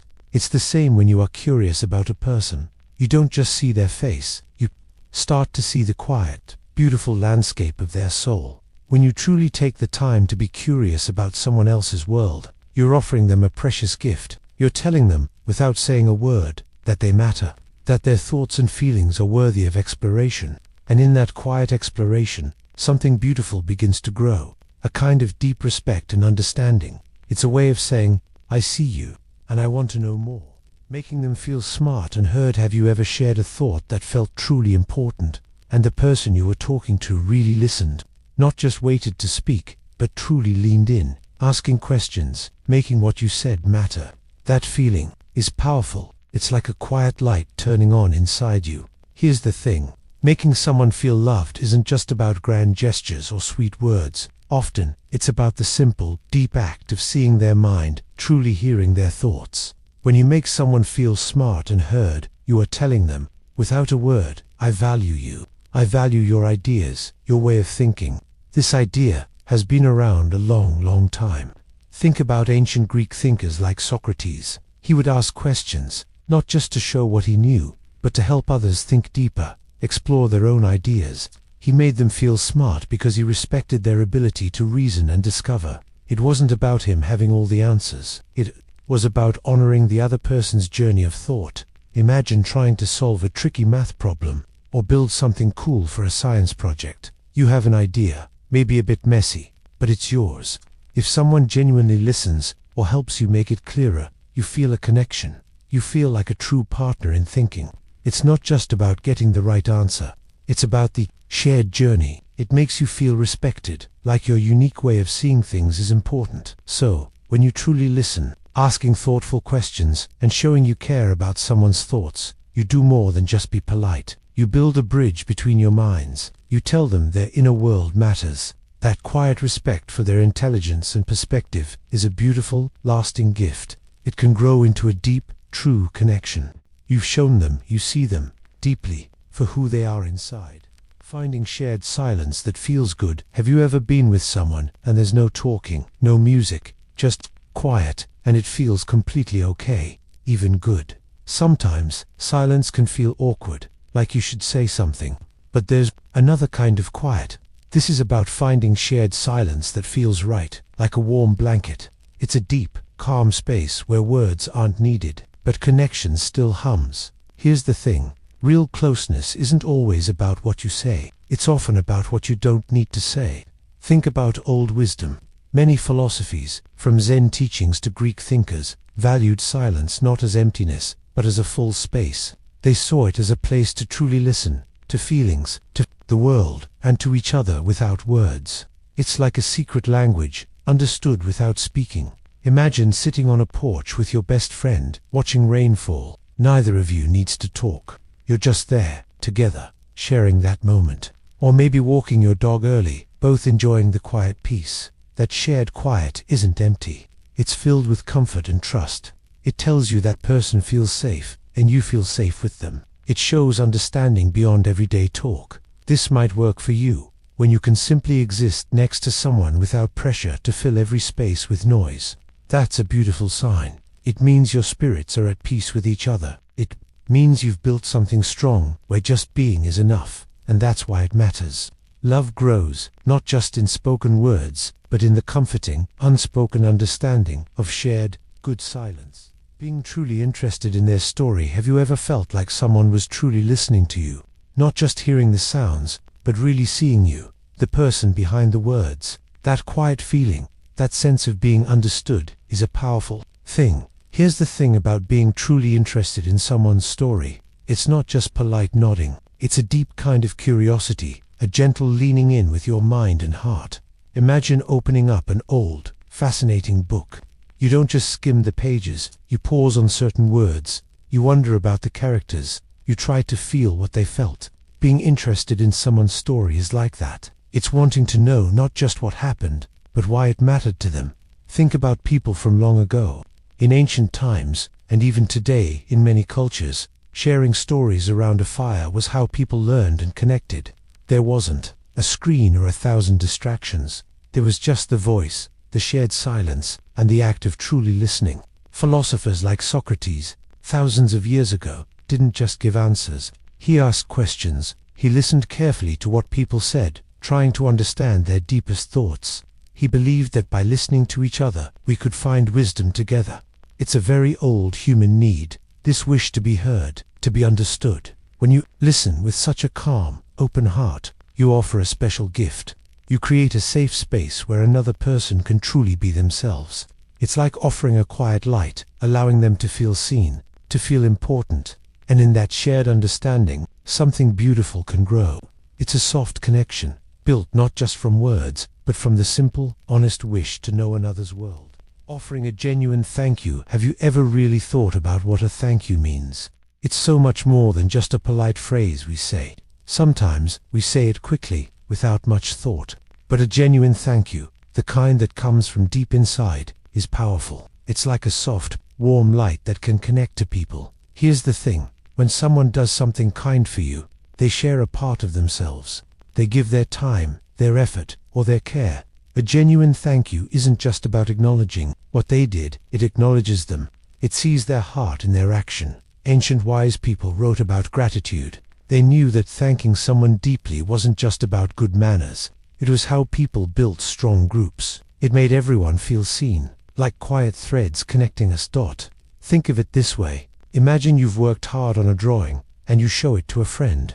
If they just glance and say, "Cool," quickly, that's fine. But if they really look, maybe point out a color you chose, or a detail you added, and then say, "Wow, thank you for showing me this. I can see the effort you put in," how would that feel? It would feel warm, right? Like your effort truly mattered. It's like sunshine on a little seed. It helps it grow. That's what a genuine thank you does for the person who gave to you. It confirms their kindness. It quietly says, "I see you, and I appreciate the good you share." So, offering a genuine thank you isn't just about being polite. It's about building bridges between people. It's about making someone feel truly seen and valued. And when you do that, you open your own heart a little wider. It's a quiet act, but it holds a soft kind of magic, making the world a bit softer, a bit more connected, one thankful moment at a time. It lets kindness echo long after the action is done, giving them your undivided attention. Have you ever talked to someone but felt like they weren't truly there? Their eyes might be on you, but their mind was a million miles away. That quiet, empty feeling tells us something important about attention. Giving someone your undivided attention isn't just being in the same room, it's about truly being with them. It means your whole self, your thoughts, your feelings, your focus is turned towards them, listening without judgment, seeing without distraction. Ancient philosophers, like Socrates, or monks meditating, understood the power of focus. They knew the deep truth in being present. For them, wisdom wasn't just collecting facts. It was about deeply observing, truly listening, being fully aware of the moment and the person in front of you. This was a kind of respect, a silent honor, given to another. This idea isn't new, it's a timeless truth. When we give our full attention, we're not just hearing words, we're reaching for the spirit behind them. We are saying, "You matter, your words matter, your thoughts matter." Think of holding a magnifying glass to a tiny leaf. If you hold it still, focused perfectly, you can see all the small veins, the unique beauty. But if your hand is shaking, or if you're looking at your phone, the image blurs. You miss everything. The leaf's true details disappear. People are like that leaf. When you give them your full, steady attention, you see the details of their spirit, the small ways they express themselves, the true feelings behind their words. You start to understand their world. So, when we choose to really listen, to truly see someone with all our being, we create a quiet, strong connection. It's not about big gestures. It's about the simple, profound act of presence. In that space of pure attention, trust can grow, and a deeper understanding begins. It's a gift we give, and a gift we receive. To truly see someone is to let them be truly seen. That feeling, that deep connection, is where something beautiful can truly bloom. Being the person they can count on. Have you ever thought about what it truly means for someone to lean on you? It's a quiet kind of power, isn't it? It's not about grand gestures or big, loud promises. Instead, it's about the small, steady moments that build up over time. Being counted on means showing up, not just when things are easy and fun, but especially when they're not. It means remembering what you said you would do, even if it feels tiny. For centuries, people have understood the deep value of this kind of dependability. Long ago, thinkers like the Greek philosopher Aristotle believed true friendship was built on shared good character. He taught that real friends weren't just for good times. They were there through thick and thin. They were reliable, like solid ground beneath your feet. This idea isn't new. It's a timeless truth, wrapped in history, showing up in many cultures and teachings. Think of it like the roots of a very old tree. Those roots spread deep and wide, holding the tree steady through all kinds of weather. bright sun, heavy rain, and strong winds. You don't always see them, but you know they're there, doing their vital work, keeping everything upright and firm. When you are the person others can truly count on, you become like those roots. You offer a quiet strength, a steady presence that lets others feel secure and calm. It's a feeling of comfort, like knowing the sun will rise each morning. When you consistently show up for others, when your words match your actions, you create a space where trust can grow, slowly and gently. And here's the thing, that deep sense of being a safe harbor, a steady light in someone's world, is one of the most honest and powerful ways to connect with another human heart. It's a quiet invitation to a deeper kind of knowing, a kind of caring that feels incredibly real and true. Showing up and being present. Have you ever felt like someone was talking to you, but their mind was a million miles away? Maybe they were looking at their phone, or just staring past you. It feels empty, doesn't it? Being present means something much deeper than just being in the same room. It means your mind, your heart, your whole self is truly there. It's about giving someone your full, undivided attention. Think about the old Greek philosophers. They talked a lot about attention. Not just paying attention to a teacher, but truly focusing your spirit on what's happening now. They believed that when you truly paid attention, you were more alive, more connected to the world. This connection wasn't just with ideas, but with other people. It's a bit like listening to your favorite song. You're not just hearing notes, but feeling the rhythm, the words, letting it move you. That's presence. Here's how it works in daily life. Imagine your friend tells you something that really bothers them. You could nod your head, say you aha, and secretly plan your next weekend.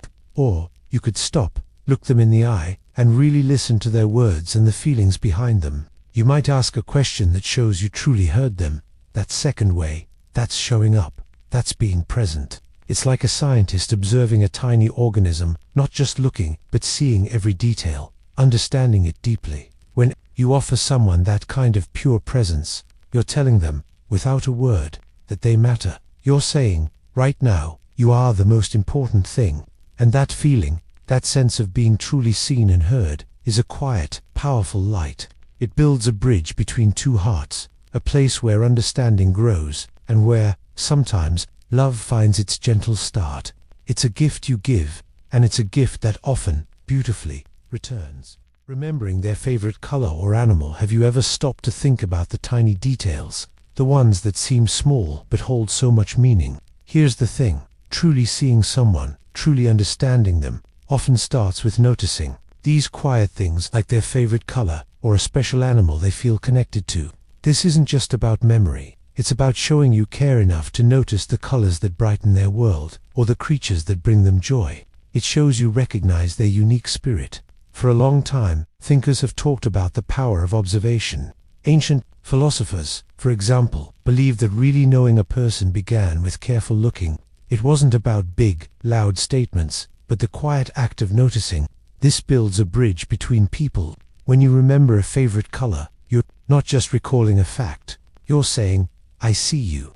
I remember what brings a spark to your eyes. It's an acknowledgement of their inner world. Imagine your friend loves the deep, calm shade of ocean blue, and maybe they adore dolphins, feeling peace when they see them.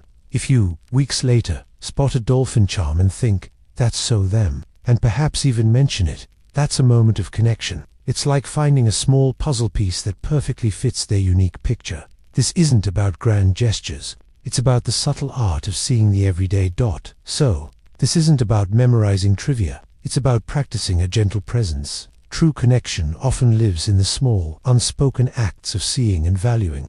It's about acknowledging the quiet colors that paint someone's soul, and the creatures that dance in their imagination. And that's why it matters. It reminds us that being truly known is one of the most comforting feelings in the world.